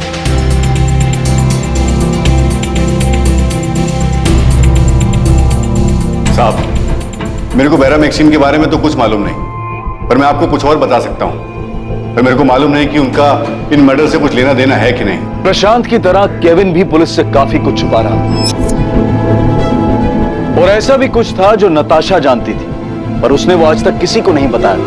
मुझे तुम्हें कुछ बताना है जो मैंने तुम्हें आज तक नहीं बताया। क्या बताना है नताशा? मैंने कुछ नहीं किया है और ना ही किसी का मर्डर किया है। मोनिका, झूठ बोलने से कोई फायदा नहीं है। प्रशांत कदम हमारी कस्टडी में है और केविन लॉरेंस तक भी हम पहुंच चुके हैं, और बाकी के उन सभी लोगों तक पहुंच जाएंगे जिन्होंने तुम्हारी मदद की है।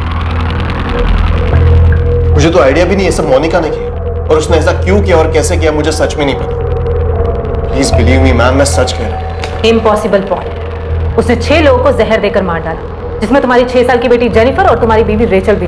मैं सच बोल रहा हूँ मैडम, और हाँ, मुझे उस वक्त किसी पर भी शक नहीं हुआ, क्योंकि मेरी बेटी जेनिफर को सांस लेने में प्रॉब्लम हो रही थी, इसलिए हम उसे हॉस्पिटल लेकर गए।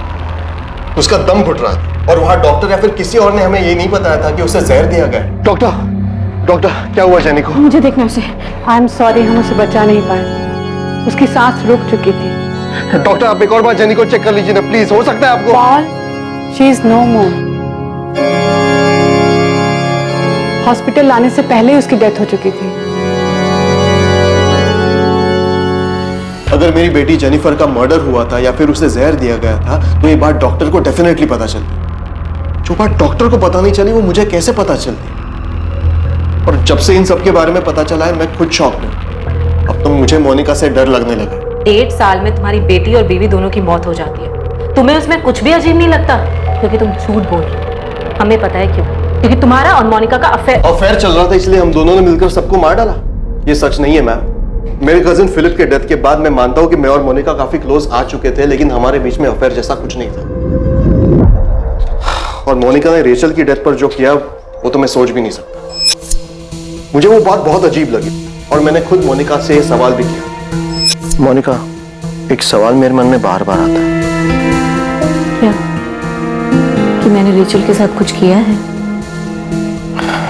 रेचल की फ्यूनरल के वक्त तुमने उसे किस क्यों किया था?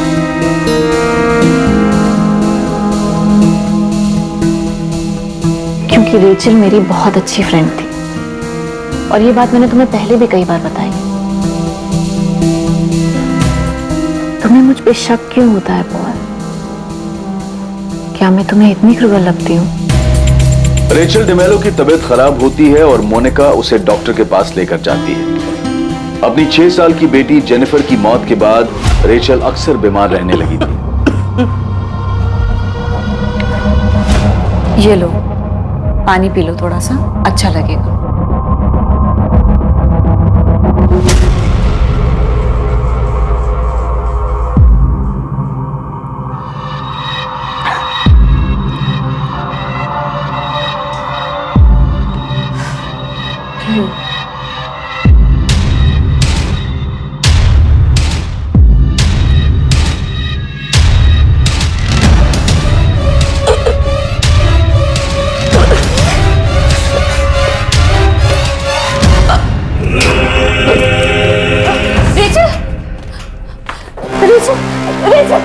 अगर मोनिका ने रेचल के साथ कुछ किया भी था तो ये बात आज सामने आई, लेकिन उस वक्त डॉक्टर को कुछ भी पता कैसे नहीं चला? अब आप बताइए मैडम, उस वक्त मैं किस पर शक करता और कैसे शक करता? एक दशक से भी ज्यादा लंबे समय के लिए जो सच जमीन के नीचे दफन थे, उसके अवशेष आज न्याय की मांग कर रहे थे। लेकिन पुलिस को इस बात का कोई सुराग नहीं मिला था कि मोनिका को बेरामैक्सिन आखिर मिला कहां से, जिससे इन 6 हत्याओं को अंजाम दिया गया था। क्या ये सारी हत्याएं मोनिका ने अकेले की थी या फिर कुछ और लोग भी थे जो उसके इस जुर्म में सहभागी थे? ये पता लगाना मुश्किल था क्योंकि मोनिका ने पूरी तरह से चुप्पी साध ली थी। वो कुछ कबूल करने या बताने के लिए तैयार ही नहीं थी। मोनिका के माता पिता को भी पूछताछ के लिए लाया गया। क्या उन्हें इन हत्याओं और हत्या के मकसद की जानकारी थी? केविन लॉरेंस वो आदमी था जिसे मोनिका ने पुलिस की निगरानी में होने के बावजूद पीसीओ से फोन किया था। केविन लॉरेंस इन हत्याओं के बारे में क्या जानता था और मोनिका गोम्स ने केविन लॉरेंस को कांटेक्ट क्यों किया? मोनिका को बेरामैक्सिन दिलवाने के लिए तूने कॉलेज में किसको रिश्वत दी थी? मेरे को नहीं मालूम उसे ये कहां से मिला। वो कॉलेज से लाई थी या कहीं और से। मैंने किसी को रिश्वत नहीं दी। रोना बंद कर, नाम बता। दीपक मंदार, बीरेन चैटर्जी या दोनों? दीपक, बीरेन। 2004 से लेकर अब तक के हर स्टूडेंट, हर स्टाफ मेंबर से पुलिस पता करने में लगी है कि मोनिका को बेरामैक्सिन जैसा रेस्ट्रिक्टेड केमिकल किसने दिया। सर, हमने स्टॉक की सारी डिटेल्स दे दी। जितना भी हमें पता था हमने सब बता दिया। उसके बाद भी सर आप हम पे शक कर रहे हैं? सर, हम बेवजह उस औरत के किए की सजा भुगत रहे। हमने जरा भी बेरामैक्सिन लैब के बाहर नहीं जाने दिया। हम उसकी मदद क्यों करेंगे सर, वो भी 6 लोगों के मर्डर केस में, एक सीरियस क्राइम में। मैं मानता हूं मेरा मोनिका के साथ चक्कर था। मैं ये भी मानता हूं कि मैंने उसकी मदद की है, लेकिन मर्डर में नहीं। मर्डर में नहीं तो किस में? मैं मानता हूं मेरा मोनिका के साथ चक्कर था। मैं ये भी मानता हूं कि मैंने उसकी मदद की है, लेकिन मर्डर में नहीं। मर्डर में नहीं तो किस में? मैंने उसे नकली मार्कशीट बनवा के दी थी। डिसिल्वा कॉलेज का अपॉइंटमेंट लेटर और आई कार्ड भी मैंने ही उसे बनवा के दिया था। क्या? लेकिन क्यों? डिसिल्वा कॉलेज का नकली आई कार्ड, नकली मार्कशीट, अपॉइंटमेंट लेटर, ये सब बनवाने के पीछे कोई मकसद तो होगा ना? मेरे को नहीं मालूम था कि वो इसका क्या करने वाली है। मैंने पूछा ही नहीं। प्रशांत, डिसिल्वा कॉलेज में तुम्हारी कोई अप्रोच है? एंट्री दिला सकते हो मुझे वहां? तुम्हें वहां एडमिशन लेना है? फिर से स्टूडेंट बनना चाहते हो? नहीं, लेक्चरर। लेक्चरर? मोनिका, वो साइंस कॉलेज और तुम कॉमर्स ग्रेजुएट। क्या करोगे वहां लेक्चरर बन के? तुम मुझे केमिस्ट्री की मार्कशीट दिलवा सकते हो? तुम्हें ये सब करना क्यों है? क्योंकि मैं केमिस्ट्री की लेक्चरर बनना चाहती हूँ।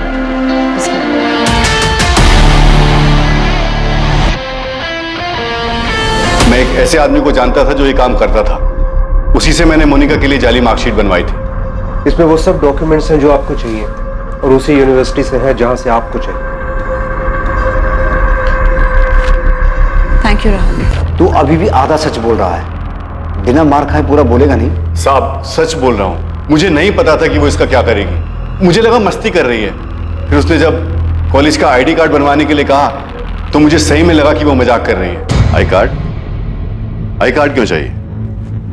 मोनिका, पहले तुमने कहा कि तुम्हें मार्कशीट चाहिए, अब कह रही हो लेक्चरर का आई कार्ड भी चाहिए।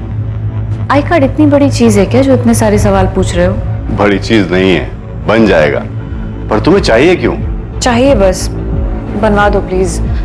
प्रशांत, मुझे फिलिप को दिखाना है कि मैं कॉलेज में लेक्चरर हूँ। Thank you Rahul, thank you so much. आप इस नकली आई कार्ड से असली स्टूडेंट्स को पढ़ाने का सोच रहे हो? इससे क्या करने का सोच रही हो वो तो मुझ पे छोड़ दो। तुम ये रखो।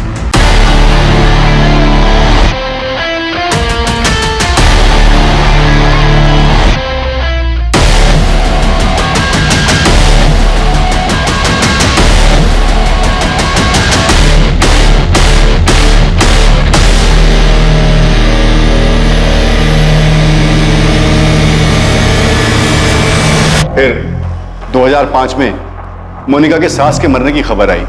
साहब, मैं कसम खाकर बोलता हूँ, मेरे को नहीं मालूम था कि वो नेचुरल डेथ नहीं थी। मुझे तो खुद अभी पता चला कि वो मर्डर था। तूने ये तो बता दिया कि तूने कैसे नकली मार्कशीट और नकली आईडी बनाकर मोनिका को कॉलेज के अंदर घुसाया। अब इतने ही प्यार से ये भी बोल दे कि उसके लिए बैरामैक्सिन कॉलेज से बाहर कैसे लाया। देख, ये तो हो नहीं सकता कि तुझे मोनिका की सास के मर्डर के बारे में पता नहीं था। कसम से नहीं मालूम था। हाँ, इतना जरूर जानता था कि मोनिका अपनी सास से बहुत परेशान रहती थी, वो अक्सर उसके बारे में बोलती रहती थी। ये उन 14 सालों की उस षड्यंत्रकारी यात्रा की सिर्फ शुरुआत थी जिनमें बेहद भयानक हत्याओं को अंजाम दिया गया, जिन हत्याओं पर इतने सालों तक किसी को शक नहीं हुआ। पर सच ये है कि ऐसे बहुत सारे लोग थे जिन्हें इन हत्याओं की जानकारी थी, जो जानते थे कि मोनिका दुखी है अपनी सास से, अपने हालात से। लेकिन ऐसा कैसे संभव है कि किसी को संदेह नहीं हुआ? राहुल सिंह जी, चल तेरे जेल चलने के असली डॉक्यूमेंट्स बनवाते हैं। प्रशांत कदम के इकबालिया बयान के तहत नकली मार्कशीट और आई कार्ड बनाने वाले राहुल सिंह को पुलिस ने गिरफ्तार किया। राहुल सिंह ऐसे कई चौंकाने वाले खुलासे करने जा रहा था जो अब तक प्रशांत ने भी पुलिस के सामने नहीं रखे थे। सर, केविन अभी भी बार बार यही राग अलाप रहा है कि वो मोनिका को काफी टाइम से जानता है, वो सिर्फ उसका दोस्त है, उसके अलावा कुछ नहीं। लेकिन ये फोन रिकॉर्ड कुछ और ही बता रहे हैं। ये जानते हुए भी कि हम मोनिका पर 24 घंटे नजर रखे हुए हैं, उसके बावजूद भी मोनिका ने अलग अलग एरिया के पीसीओ से केविन को कॉल किया है, जहां हमारे कांस्टेबल ने उनको फॉलो किया। मोनिका ने खुद अभी तक कुछ कहा नहीं सर, मैंने उसकी पॉल से भी बात करवाई कि शायद वो इमोशनल होकर अपना मुंह खोल दे, लेकिन कोई फायदा नहीं हुआ सर। मोनिका इतनी आसानी से टूटने वालों में से नहीं है। हमें हर हाल में ये पता लगाना होगा कि उसे बैरामैक्सिन मिला कहां से। अगर पता नहीं लगा पाए तो इस जानकारी का कोई फायदा नहीं होगा कि जब वो 6 डेथ्स हुई, मोनिका उनके साथ थी और उसके कुछ खिलाने या पिलाने के बाद ही उनकी डेथ हुई।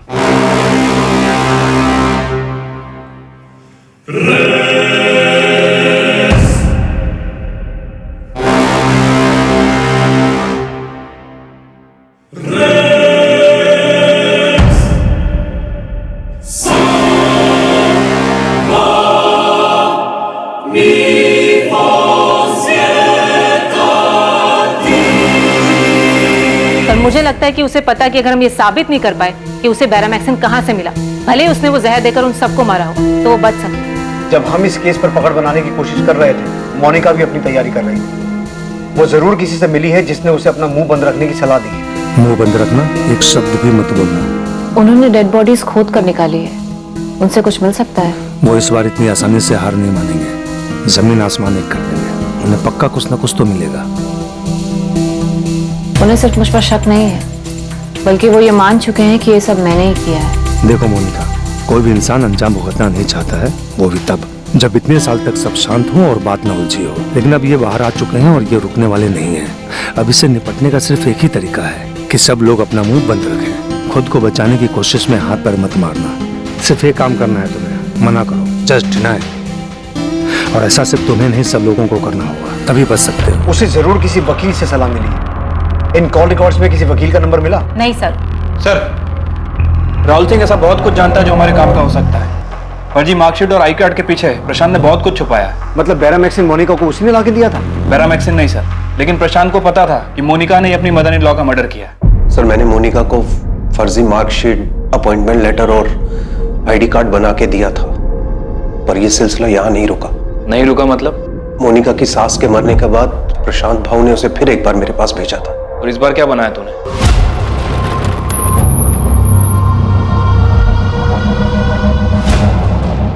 ये तो एल्बर्ट गोम्स की प्रॉपर्टी है, आपके ससुर। हाँ। आपको इसमें भी फ्रॉड करना है?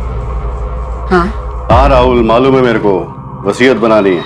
प्रशांत भाऊ, आपको पता है ना ये सारी प्रॉपर्टी करोड़ों की होगी। चिंता मत कर, उसमें तेरा भी थोड़ा सा हिस्सा है। वो ये वसीयत जिस भी काम के लिए बनवा रही है उसकी रजिस्ट्री करवानी पड़ेगी, आपको पता है ना ये बात। उसकी चिंता तू क्यों करता है, मैं हूं ना इधर, तू बस वसीयत बना।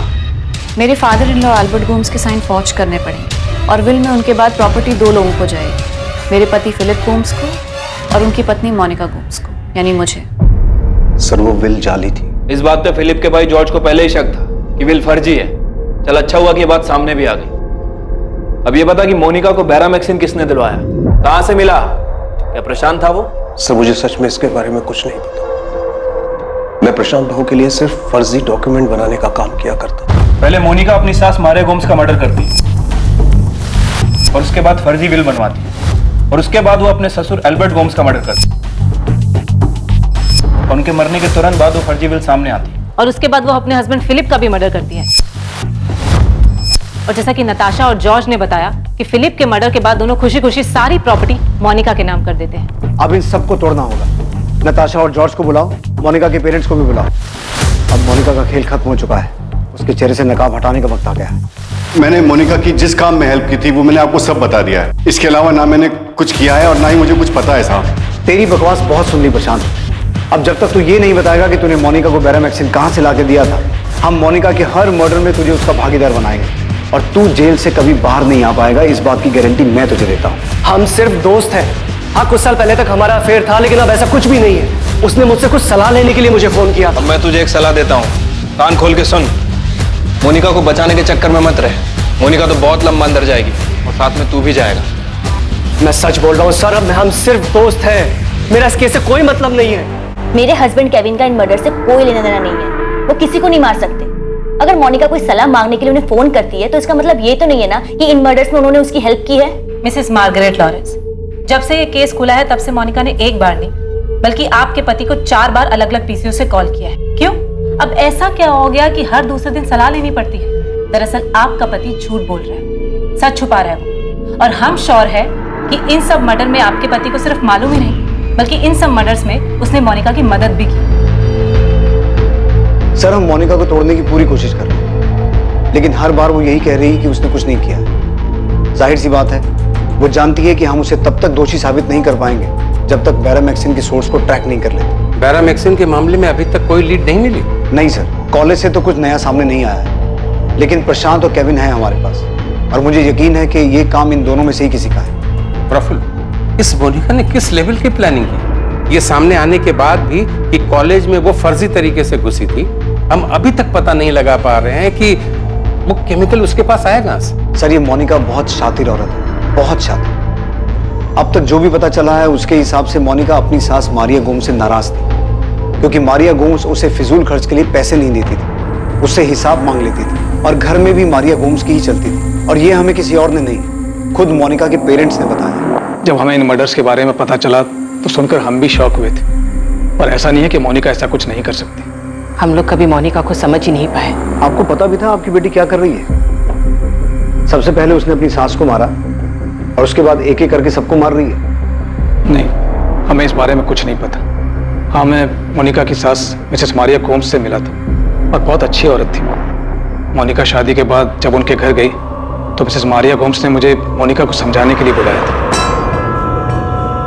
ऐसा नहीं कि मोनिका किसी का केयर नहीं करती, वो सबका ध्यान रखती है, सबसे प्यार करती है, पर उसकी एक अजीब सी आदत आज तक मेरे समझ में नहीं आई। वो हर रोज बाहर जाती है और जितना पैसा दो सब पैसा खर्च करके आती है, वो भी फालतू चीजों पर, और वापस आकर पैसा मांगने में उसे कुछ गलत नहीं लगता। मम्मा, मेरे भी अपने कुछ पर्सनल खर्चे हैं। ऐसे कौन से पर्सनल खर्चे हैं मोनिका तुम्हारे, जो सारा पैसा खत्म हो जाता है और हमेशा तुम्हें पैसे चाहिए होते हैं? मम्मा, मुझे अपने लिए कुछ खरीदना है। मोनिका बेटा, मैं समझ सकती हूँ, कि तुमने गरीबी झेली है। हम अमीर है, हमारे पास पैसा है, इसका मतलब ये थोड़ी है कि फालतू में पैसा उड़ाएंगे। सॉरी बेटा, तुम्हें अपनी आदत ठीक करनी होगी। अब मैं तुम्हें और पैसा नहीं दूंगी। फिलिप मुझे अच्छा नहीं लगता, बहुत शर्म आती है। हर छोटी से छोटी चीज के लिए मुझे मम्मा के सामने हाथ फैलाने पड़ते हैं। मोनिका तुम एक काम करो, ये थोड़े पैसे रख लो। फिलिप मुझे पैसे नहीं चाहिए, मैं बस तुमसे ये कहना चाहती हूँ, क्या मेरा खुद का बैंक अकाउंट, अपना कार्ड नहीं हो सकता क्या?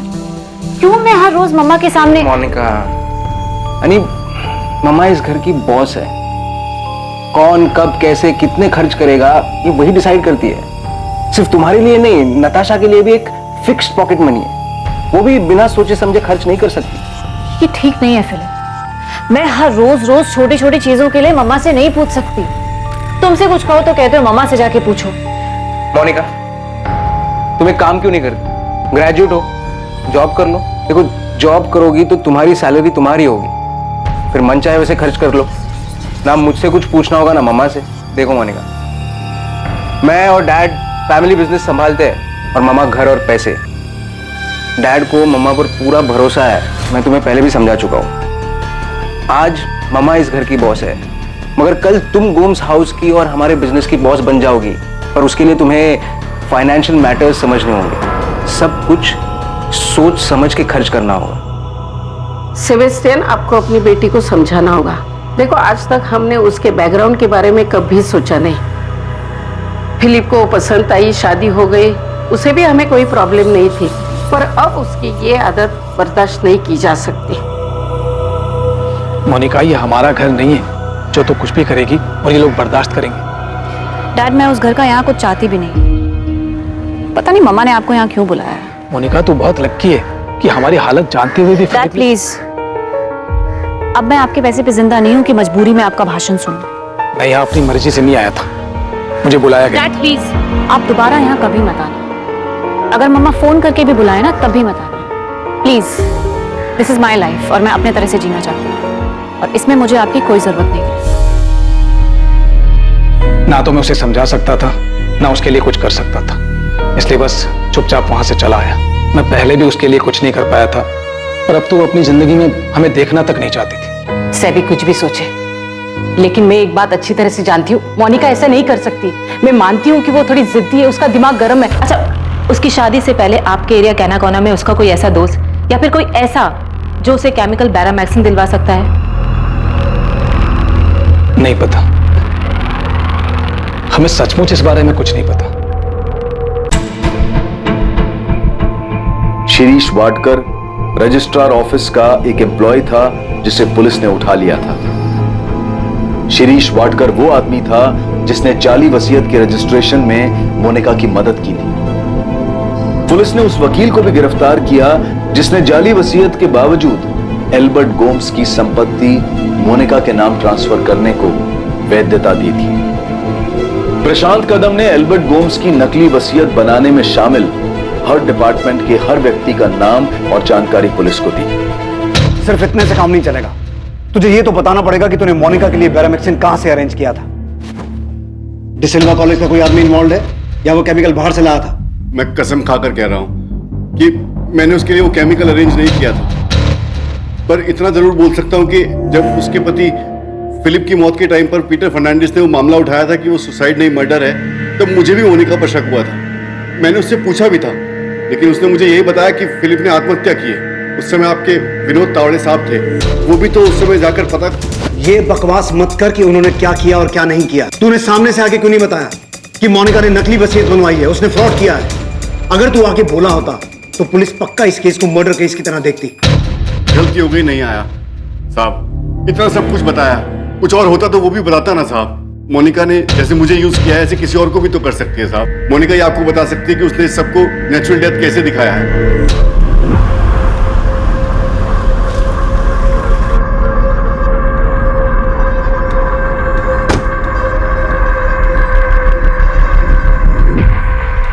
जेम्स कैसा है? वो सब फेस कर पा रहा है? नहीं, वो ठीक नहीं है, एकदम चुप हो गया वो। जब से पुलिस ने मोनिका को गिरफ्तार किया है तब से वो सबसे दूर रहने लगा है। किससे बात नहीं करता? 16 साल का है, इतनी सी उम्र में ये सब। मैंने उसको कितनी बार पूछा कि वो अपनी मम्मा से बात करना चाहता है, लेकिन उसने कोई जवाब ही नहीं दिया। तुम उस दिन कुछ बोल रही थी, कुछ बताना चाह रही थी, क्या बात है? मुझे लगता है मोनिका ने मुझे भी मारने की कोशिश की थी। कभी? इन्हीं दिनों? नहीं, मम्मा के डेथ के बाद उस रात डैड, फिलिप, मैं और मोनिका डिनर कर रहे थे। इतने सालों बाद अब ये बात कितनी अजीब लग रही है कि कैसे मम्मा के डेथ के बाद मोनिका ने पूरा घर संभाल लिया। डिनर भी वो खुद ही टेबल पे लगाती थी। उस रात डिनर के बाद मुझे बहुत उल्टी हुई थी।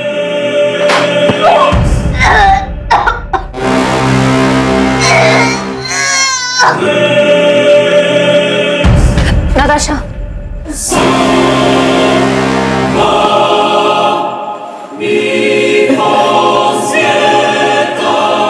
तुम ठीक हो ना? जॉर्ज, मुझे लगता है कि उस दिन मोनिका ने मुझे भी मारने की कोशिश की थी। और मम्मा अपने डेथ से 1 महीने पहले बहुत बुरी तरह से बीमार पड़ी थी। उनको इतनी बुरी फूड पॉइजनिंग हुई थी कि 1 महीने तक वो अपने बेड से उठ भी नहीं पाई थी। और उसके 1 महीने बाद मम्मा को हार्ट अटैक आ गया और उनकी डेथ हो गई। जॉर्ज, मुझे लगता है कि वो हम सबको मार देना चाहती है। शायद मैं इसलिए बच गई क्योंकि मेरी शादी हो गई और मैं गोंदवाना छोड़ के यहाँ पे आ गई। और तुम तो इंडिया में थे ही नहीं। ये सब उसने प्रॉपर्टी के लिए किया? यही बताया ना उसने पुलिस को? जॉर्ज, अब तक उसने कुछ नहीं बताया। प्रशांत कदम नाम का कोई आदमी है जिसके साथ मिलकर उसने ये फ्रॉड किया था, लेकिन पुलिस अब तक पता नहीं लगा पाई कि वो केमिकल मोनिका को कहां से मिला था। तो उसने फिलिप से पैसे के लिए शादी की। फिलिप को ऐसी लड़की से कैसे प्यार हो गया? उसे पहले कुछ दिखा क्यों नहीं? अब तो मुझे यकीन हो गया कि मोनिका ने इससे पहले भी मर्डर किया होगा। डिसिल्वा कॉलेज जाना, वहां प्रोफेसर होने और पढ़ाने का ढोंग करने के पीछे मोनिका का एक खास मकसद था। एक तरफ एल्बर्ट गोम्स की जायदाद के कागजात में धोखाधड़ी करने के लिए मोनिका ने प्रशांत के साथ अपने नाजायज रिश्ते को इस्तेमाल किया, और वहीं दूसरी तरफ मोनिका कॉलेज लाइब्रेरी में बहुत शिद्दत से पढ़ाई कर रही थी, रिसर्च कर रही थी। मोनिका बेहद चालाकी से अपनी चाल चल रही थी। वो इस बात की भनक तक किसी को नहीं लगने दे रही थी कि वो कब, कहां है, किससे मिल रही है और क्या कर रही है। केविन, ये तुम्हें इतनी आसानी से नहीं छोड़ेंगे। कह रहे हैं कि तुम्हारे रिमांड की मांग करेंगे क्योंकि तुम कोऑपरेट ही नहीं कर रहे हो। केविन, तुमने क्या किया और क्यों किया? तुम्हें पता है तुम्हारी वजह से बच्चों को स्कूल में कितना कुछ झेलना पड़ रहा है। न्यूज चैनल्स में, न्यूज़पेपर्स में, हर जगह बस इसी केस की बात चल रही है। केविन, तो सच में उन 6 लोगों के मर्डर्स में तुमने मोनिका की हेल्प की है? केविन, तुम्हें सिर्फ अपना मुंह बंद रखना है, शांत रहने की जरूरत है। कुछ भी हो जाए हाइपर मत हो। मोनिका, हर न्यूज़पेपर में, हर चैनल में सिर्फ इसी केस की बात हो रही है। अब तुम बच नहीं सकती, अब तुम गई। केविन, इतना याद रखना, अगर मैं गई तो तुम भी नहीं बचोगे। 24 घंटे लोग मेरा पीछा कर रहे हैं, लेकिन फिर भी मैं नहीं डर रही। इसलिए तुम्हें भी घबराने की कोई जरूरत नहीं। बस शांत रहो और अपनी नॉर्मल लाइफ जियो जैसे मैं जी रही हूँ। मैंने बात की है, हमारा शांत रहना और चुप रहना ही हमें बचा सकता है। इसलिए कुछ भी हो जाए अपना मुंह मत खोलना, शांत रहना, समझे? पर हाँ, मुझे मेरे फोन पर कभी कॉल मत करना। मैं तुम्हें पीसीओ से इसलिए कॉल कर रही हूँ क्योंकि मुझे तुम्हारी फिक्र है। I love you Kevin, take care. Kevin, ये तुम्हें नहीं छोड़ेंगे। तुम प्लीज जो भी जानते हो उन्हें बता दो, प्लीज।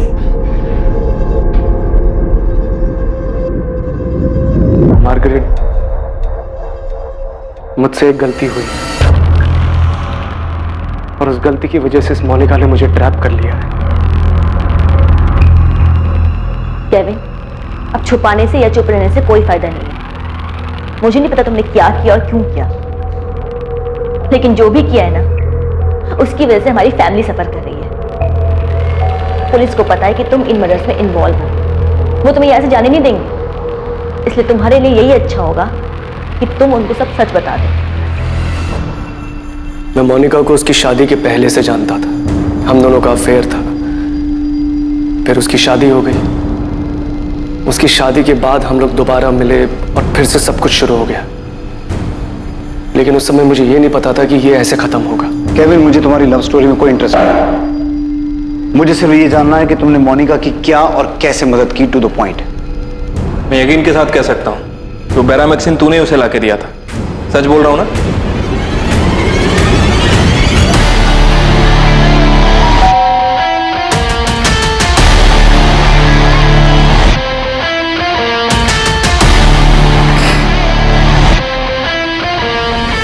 हम दोनों के बीच में सिर्फ फिजिकल रिलेशन था। मुझे सिर्फ इतना मालूम था कि वो गोम्स हाउस में खुश नहीं है, पर सर बैरामैक्सिन के बारे में उसने मुझसे झूठ बोला था। तो बैरामैक्सिन तूने ही लाके दिया था उसे? जब मैंने उसे पूछा था कि बैरामैक्सिन क्यों चाहिए, उसने मुझे असलियत नहीं बताई। बैरामैक्सिन, मोनिका तुम जानती हो ना वो केमिकल एक जहर है। ऑफ कोर्स पता है केविन, मेरी कॉलोनी में ना एक कुत्ता है, वो बहुत बीमार है, रात भर दर्द से तड़पता रहता है। मुझसे उसका दर्द देखा नहीं जाता। मैं उसे उसके दर्द से आजाद करना चाहती हूँ केविन। अरे तो एक म्यूनिसिपैलिटी को फोन करके उनको बुला लो। तुम क्या ये कुत्ते को बैरामैक्सिन देने की बात कर रही हो? केविन वो बहुत दर्द में है, बहुत तकलीफ में रहता है दिन रात। हमें कुछ करना चाहिए। देखो हम इंसान तो अपना दर्द तकलीफ बता सकते हैं, लेकिन ये बेचारा ये कैसे कहेगा? केविन प्लीज, हमें उसके लिए कुछ करना चाहिए। मुझे लगा उसकी नीयत साफ है, वो अच्छे इंटेंशन से मांग रही है। बैरामैक्सिन मिला कहां से? सर मेरा एक दोस्त है जो गोल्ड इंडस्ट्री में काम करता है। क्या नाम है तेरे दोस्त का? अश्विन मूर्ति।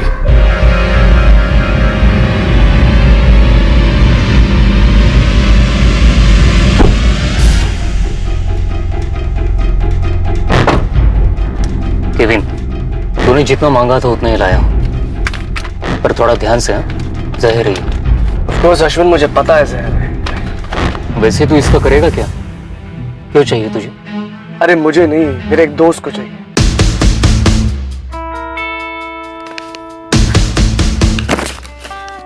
Thank you Kevin, you such a darling. Monica ने कहा कि उसे कुत्ते को मारने के लिए बैरामैक्सिन चाहिए और तूने उसकी बात का विश्वास कर लिया।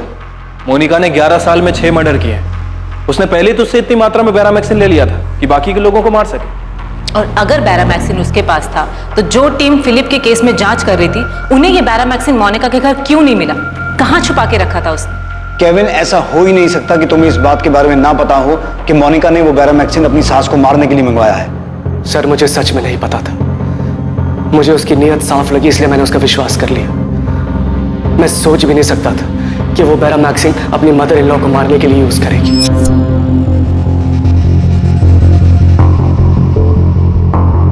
तो तुम्हें इस बात का पता था कि उसने जहर देकर अपनी सास को मारा है ना? केविन, तुम्हें यह भी पता था कि अपनी सास को मारने के बाद बाकी लोगों को भी एक एक करके वो मारने वाली है ना? सर मैं फंस गया था उसके जाल में। मोनिका द्वारा की जाने वाली हर एक हत्या की जानकारी पहले से थी, यहां तक कि यह जानकारी भी पहले से थी कि मोनिका का अगला शिकार कौन होगा, अगली हत्या किसकी होने जा रही थी। ये सारी हत्याएं बहुत ही सोची समझी साजिश के तहत की गई थी। जब मारिया गोम्स मरी थी, मरी नहीं थी, मारी गई थी। मारिया गोम्स का मर्डर हुआ था केविन। हाँ, जब मारिया गोम्स का मर्डर हुआ था तब मेरा उस पर ध्यान गया। मुझे समझ में आ गया कि मोनिका ने ही कुछ गड़बड़ करी।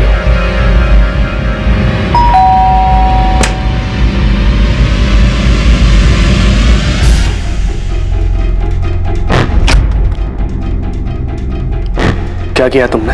क्या क्या केविन? तुमने अपनी mother in law Maria Gomes का मर्डर किया है ना? मैंने उन्हें नहीं मारा। नहीं मारा? ठीक है, मैं ना अभी पुलिस को फोन करके अभी उनसे बात करता हूं। केविन, तो ऐसा नहीं करो। क्यों नहीं?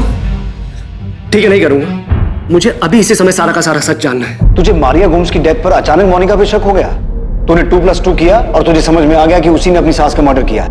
अचानक नहीं, जब मोनिका ने मुझसे बैरामैक्सिन मंगवाई थी उसके कुछ ही समय बाद मारिया गोम्स को फूड पॉइजनिंग हुई और मरने से लगभग 1 महीना पहले तक वो बेड पर थी। मुझे तभी शक हो गया था कि मोनिका ने कुछ गड़बड़ करी है और मारिया की डेथ के बाद यकीन हो गया। तभी शक हो गया था मुझे जब उनकी तबीयत खराब हुई थी, लेकिन मैंने तब तुम्हें कुछ नहीं कहा था। लेकिन उनकी डेथ के बाद मुझे पूरा यकीन हो गया है कि तुम। हाँ, मैंने उन्हें मारा है। उन्हें मारने के लिए मैंने तुमसे बैरामैक्सिन मंगवाया था। तो तुमने मुझसे झूठ बोला था? मैं तुम्हारे इस क्राइम में ना तुम्हारा हिस्सेदार नहीं बन सकता। Kevin Kevin Kevin Kevin listen, Kevin please, Kevin please मुझे समझने की कोशिश करो। केविन, उस औरत ने मेरी जिंदगी हराम कर दी थी, तंग आ गई थी, मैं फ्रस्ट्रेट हो चुकी थी, उसे मारने के अलावा और कोई चारा नहीं था मेरे पास। तुम्हारा दिमाग तो ठीक है ना? तो अब तुम्हें मेरा दिमाग खराब लग रहा है केविन? हाँ, इतने अच्छे से जानते हो मुझे, कितने टाइम से, फिर भी तुम्हें मेरा दिमाग खराब लग रहा है? तुम अच्छी तरह से जानती थी बैरामैक्सिन कैसे यूज करना है, लेकिन मेरे सामने तुम इनोसेंट बनती रही, झूठ बोलती रही मुझसे। केविन, उस औरत ने मेरी जिंदगी मौत से बदतर बना दी थी। ये मत करो, वो मत करो, यहाँ मत जाओ, ऐसा लगता था जैसे किसी पिंजड़े में हो। क्या करती मैं केविन, और उसे एक ना एक दिन तो मरना ही था। केविन प्लीज मुझे समझने की कोशिश करो, प्लीज केविन। केविन, अब तो तुम्हें मुझसे कोई शिकायत नहीं है ना?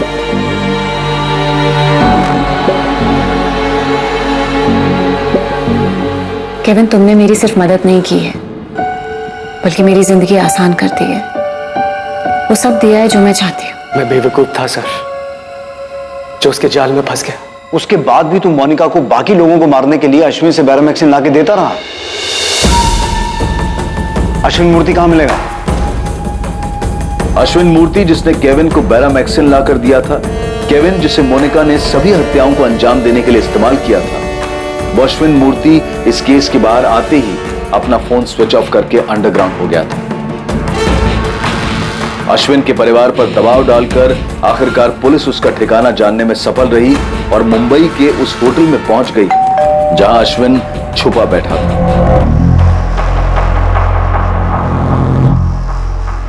सर, मैंने सिर्फ अपने दोस्त केविन परेरा के लिए किया था। मुझे कुछ भी आइडिया नहीं था क्या चल रहा है। मैंने केविन से कहा भी था कि इसका गलत इस्तेमाल मत करना। 11 साल में 6 मर्डर हो गए अश्विन, और हर बार ये केमिकल तूने सप्लाई किया था। तूने एक बार भी नहीं सोचा कि वो लोग इस खतरनाक केमिकल का कर क्या रहा है? हाँ अश्विन, मुझे सारी डिटेल चाहिए। कैसे इस केमिकल को तूने अपनी कंपनी से बाहर करवाया, और उस केमिकल को बाहर करवाने में कितने लोगों ने पैसे खाए? मोनिका, फाइनली ये केस खत्म होने जा रहा है। तुमने तो हमें कुछ नहीं बताया, पर तुम्हें तुम्हारे ही जुर्म की कहानी हम उसके मुंह से सुनवाएंगे जिसने तुम्हें बैरामैक्सिन लाके दिया। चलो।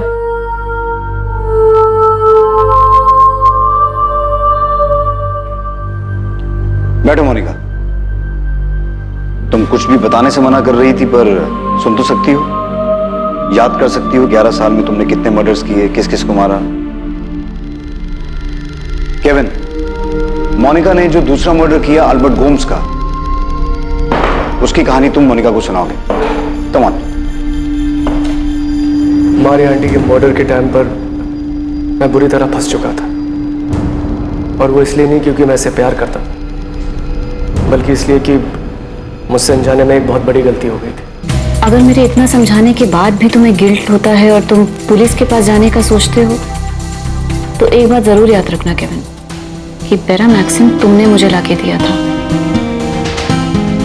केविन, हम ये सब भूलकर आगे बढ़ते हैं, क्योंकि किसी को पता नहीं लगने वाला है कि मारिया की मौत कैसे हुई। एक मर्डर में फंसने के बाद मैं आगे वापस फंसने वाला था। मतलब? मुझे पता होता था कि आगे और भी मर्डर्स होने वाले हैं। Thank you Kevin. अब किसको मारने वाली हो?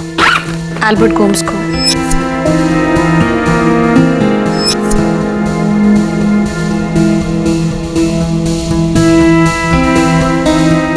अब किसकी बारी है? फिलिप। फिलिप? फिलिप क्यों? मोनिका, तुम्हें जो चाहिए था तुम्हें मिल गया है ना, तो फिर उस बेचारे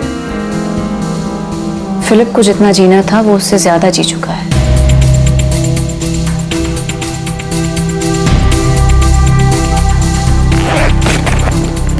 अंकल पीटर। क्यों? क्योंकि उन्हें शक हो गया है कि फिलिप का मर्डर हुआ है। वो शक कब का धूल चाट चुका है केविन। पुलिस भी शांत बैठी है, पर अंकल पीटर ही हैं जो दीमक की तरह से कुरेद रहे हैं। वो ना ही चुप होने को तैयार है, ना ही मानने को कि फिलिप ने सुसाइड किया है। वो बहुत परेशान है केविन। अब तो मरने के बाद ही उन्हें शांति मिल सकती है। अब ये किसके लिए है? नताशा और जॉर्ज पहले ही सब कुछ तुम्हारे नाम कर चुके हैं। जॉर्ज लंदन से वापस नहीं आने वाला है, तो किसके लिए? मोनिका, अब किसकी बारी है? Jennifer. Monica, are you out of your mind? Jennifer D'Mello, उस बच्ची की क्या गलती है? Bye Kevin.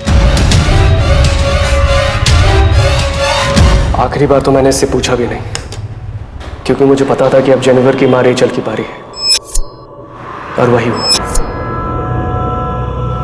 मोनिका, तुमने ये कैसे पता किया कि कितनी मात्रा में बेरामेक्सिन देना है, जिससे कि डॉक्टर या कोई भी ये पकड़ ना पाए कि मरने वाले को जहर दिया गया है?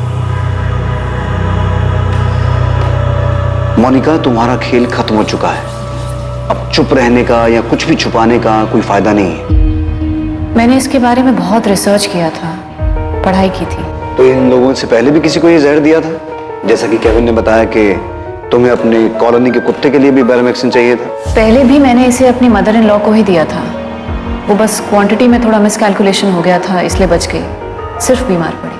और ये गलती तुमने अगली बार नहीं की। एकदम सही मात्रा में पैरामैक्सिन दिया, जिससे वो मर गई और किसी को पता भी नहीं चला। मुझसे गलती सिर्फ एक बार हुई थी। एक नहीं, 2 बार।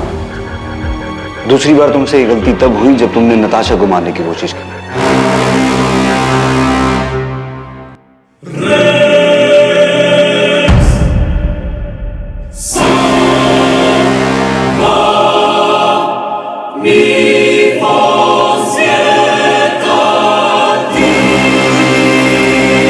नताशा झूठ बोल रही। मैंने उसे मारने की कोशिश नहीं की। अगर की होती तो वो जिंदा नहीं बचती। मुझसे गलती सिर्फ एक बार हुई थी। तो ये सारी जानकारी, ये सारी रिसर्च तुमने डिसिल्वा कॉलेज की लाइब्रेरी में बैठ के की? हाँ। मतलब ये प्लानिंग तुमने पहले से ही की हुई थी? तुमने fake marksheet, appointment letter, ID इन सब रिसर्च के लिए बनवाया था? इससे क्या फर्क पड़ता है कि मैंने प्लानिंग की थी या नहीं की थी? जो आपको चाहिए था वो तो पता लग गया है ना। इन लोगों के अलावा किसी का मर्डर किया जो अब तक हमारे सामने नहीं आया, या हो सकता है तुम्हारी फैमिली के सामने भी नहीं आया अब तक? कोई ऐसा जिसे तुम मारना चाहती हो पर बच गया? जॉर्ज, क्योंकि वो भी अंकल पीटर फर्नांडिस की तरह तुम्हारा कच्चा चिट्ठा खोलने पर तुला हुआ था, राइट? जाहिर है, और क्या रीजन हो सकता है? जेनिफर और रेचल को तुमने पॉल के लिए मारा, लेकिन इतनी छोटी बच्ची को मारने के बाद भी तुम पर कोई असर नहीं हुआ? जरा सा भी गिल्ट फील नहीं हुआ? पॉल बहुत शरीफ आदमी है, पसंद करती थी मैं उससे, प्यार करती थी। पॉल के मुताबिक फिलिप की मौत के बाद तुम दोनों करीब आ गए थे, और अब तो तुम्हारे पास गोम्स फैमिली का सारा बिजनेस और प्रॉपर्टी भी आ चुकी थी, जिसके लिए तुमने पहले मारिया गोम्स और फिर अल्बर्ट गोम्स का मर्डर किया। तो फिलिप को क्यों मारा? मोनिका, तुम रोज कहाँ जाती हो? कॉलेज जाती हूँ फिलिप, और कहाँ जाओगे? पिछले 1 हफ्ते से तुम कॉलेज नहीं गई हो। क्या हुआ? सरप्राइज हो गई ये सुनकर कि मैं जानता हूँ? तो तुम मेरा पीछा करते हो, नजर रखते हो मुझ पे। तुमने मेरे सवाल का जवाब नहीं दिया। तुम रोज कहाँ जाती हो? कुछ काम से जाती हूँ। कैसा काम? ऑर्चर्ड से रिलेटेड काम था, और काजू की सप्लाई के लिए कुछ लोगों से मिलना था। झूठ बोल रही हो तुम। तुम्हारा अफेयर चल रहा है, उसी से मिलने जाती हो रोज तुम। मोनिका, मुझे सब पता है। ऐसा मत समझो मैं खत्म हो चुका हूं। मुझे कुछ समझ नहीं आ रहा। मैं सब देख रहा हूं, बहुत कुछ जानता हूं, बहुत देख चुका हूं। फिलिप हर चीज में नाक अड़ाने लगा था। मैं नहीं चाहती थी कि उसे और कुछ पता लगे, इसलिए मार दिया।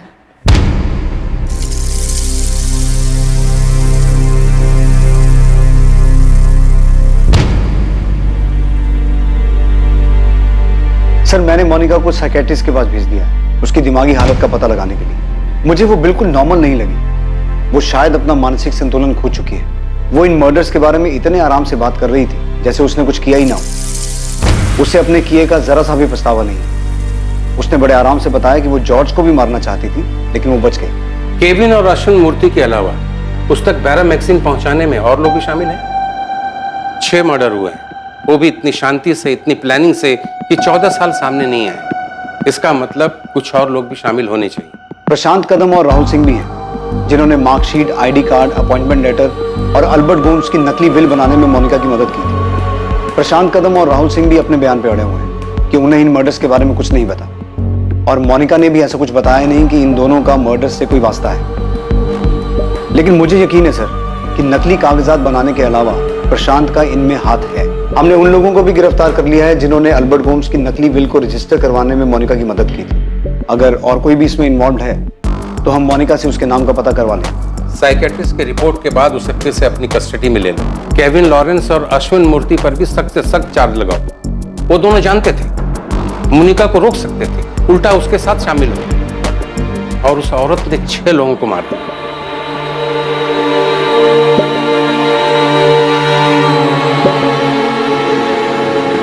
मोनिका, तुमने अपने घर मुझे कॉफी ऑफर की थी। आप चाहे तो आराम से अंदर बैठ के बात कर सकते हैं। कॉफी पिएंगे यार? क्यों? मुझे भी मारने का प्लान? सर, हम श्योर पॉल भी इन्वॉल्व है इसमें। मोनिका ने उसके साथ मिलकर किया होगा। पर जॉर्ज, हमें ऐसा कुछ भी पता नहीं चला, और मोनिका उन लोगों में से नहीं है जो किसी और को बचाने के लिए खुद सूली पे चढ़ जाए। हमने उससे कई बार पूछा लेकिन उसने एक बार भी पॉल का नाम नहीं लिया। हमारे घर में हमारे आंखों के सामने इतना सब कुछ हो रहा था, हमें पता कैसे नहीं चला? इस सवाल का जवाब तो आपको खुद ही ढूंढना होगा नताशा। दरअसल एक बहुत बड़ी चूक हमसे भी हुई है। जब फिलिप की बॉडी में से बैरामेक्सिन के ट्रेसेस मिले थे और पीटर फर्नांडिस ने इसका मुद्दा भी बनाया था, अगर इस केस को सीरियसली लिया जाता तो पीटर फर्नांडिस, जेनिफर और रेचल को बचाया जा सकता था। मोनिका की मेंटल कंडीशन ठीक है? 6 मर्डर किया है उसने, कोई गिल्ट नहीं। हमारे साइकेट्रिस्ट ने उससे बात की है, कई सेशन भी हुए हैं, पर स्ट्रेंजली हमारे डॉक्टर का कहना है कि मोनिका के केस में सब कुछ नॉर्मल है। डॉक्टर को उसके सारे रिस्पॉन्सेज नॉर्मल लगे। Monica is not a psychopath, उसे कोई मानसिक बीमारी नहीं है। तो फिर औरत है क्या? 6 मर्डर किया उसने, उसमें से एक 6 साल की छोटी सी बच्ची थी।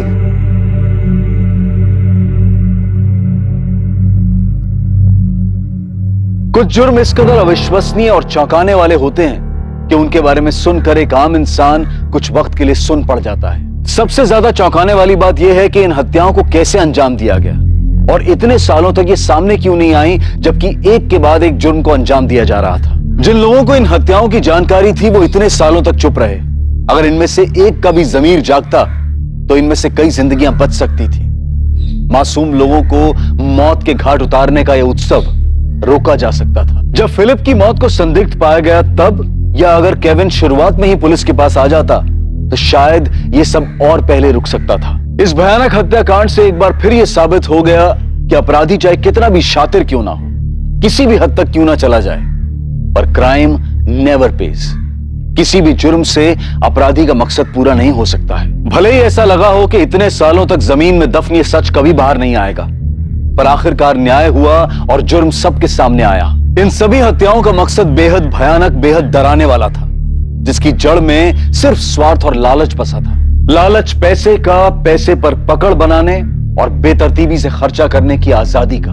हर चीज को अपने हिसाब से चलाना, अपनी खुशी से चलाना, यह अक्सर दूसरे लोगों के लिए सजा बन जाता है और उन्हें नुकसान पहुंचाता है। एक स्वार्थी इंसान ऐसी हालत में अपनी इच्छाओं के आगे घुटने टेक देता है, फिर उसे सही गलत कुछ समझ में नहीं आता, और ऐसी स्थिति में वो किसी भी हद तक चला जाता है। स्वार्थी होना इंसान के स्वभाव में है, लेकिन उस स्वार्थ को हानिकारक होने से रोके रखने की क्षमता भी इंसान में ही मौजूद है। अपने अंदर के स्वार्थ और नकारात्मकता को पहचानना बेहद जरूरी है, तभी इंसान अपनी कमजोरियों पर काबू पा सकता है। अब मैं अनूप सोनी आपसे विदा लेता हूं। कल रात 10:30 बजे आपसे फिर मुलाकात होगी एक और नए केस के साथ। और याद रखें, क्राइम और आपके बीच में सिर्फ इतना फर्क है कि आप कितने सतर्क हैं। सतर्क रहें, सुरक्षित रहें। जय हिंद। क्राइम पेट्रोल्स के और भी दिलचस्प कहानी देखने के लिए हमारे चैनल को सब्सक्राइब करें और बेल आइकॉन दबाना न भूलें।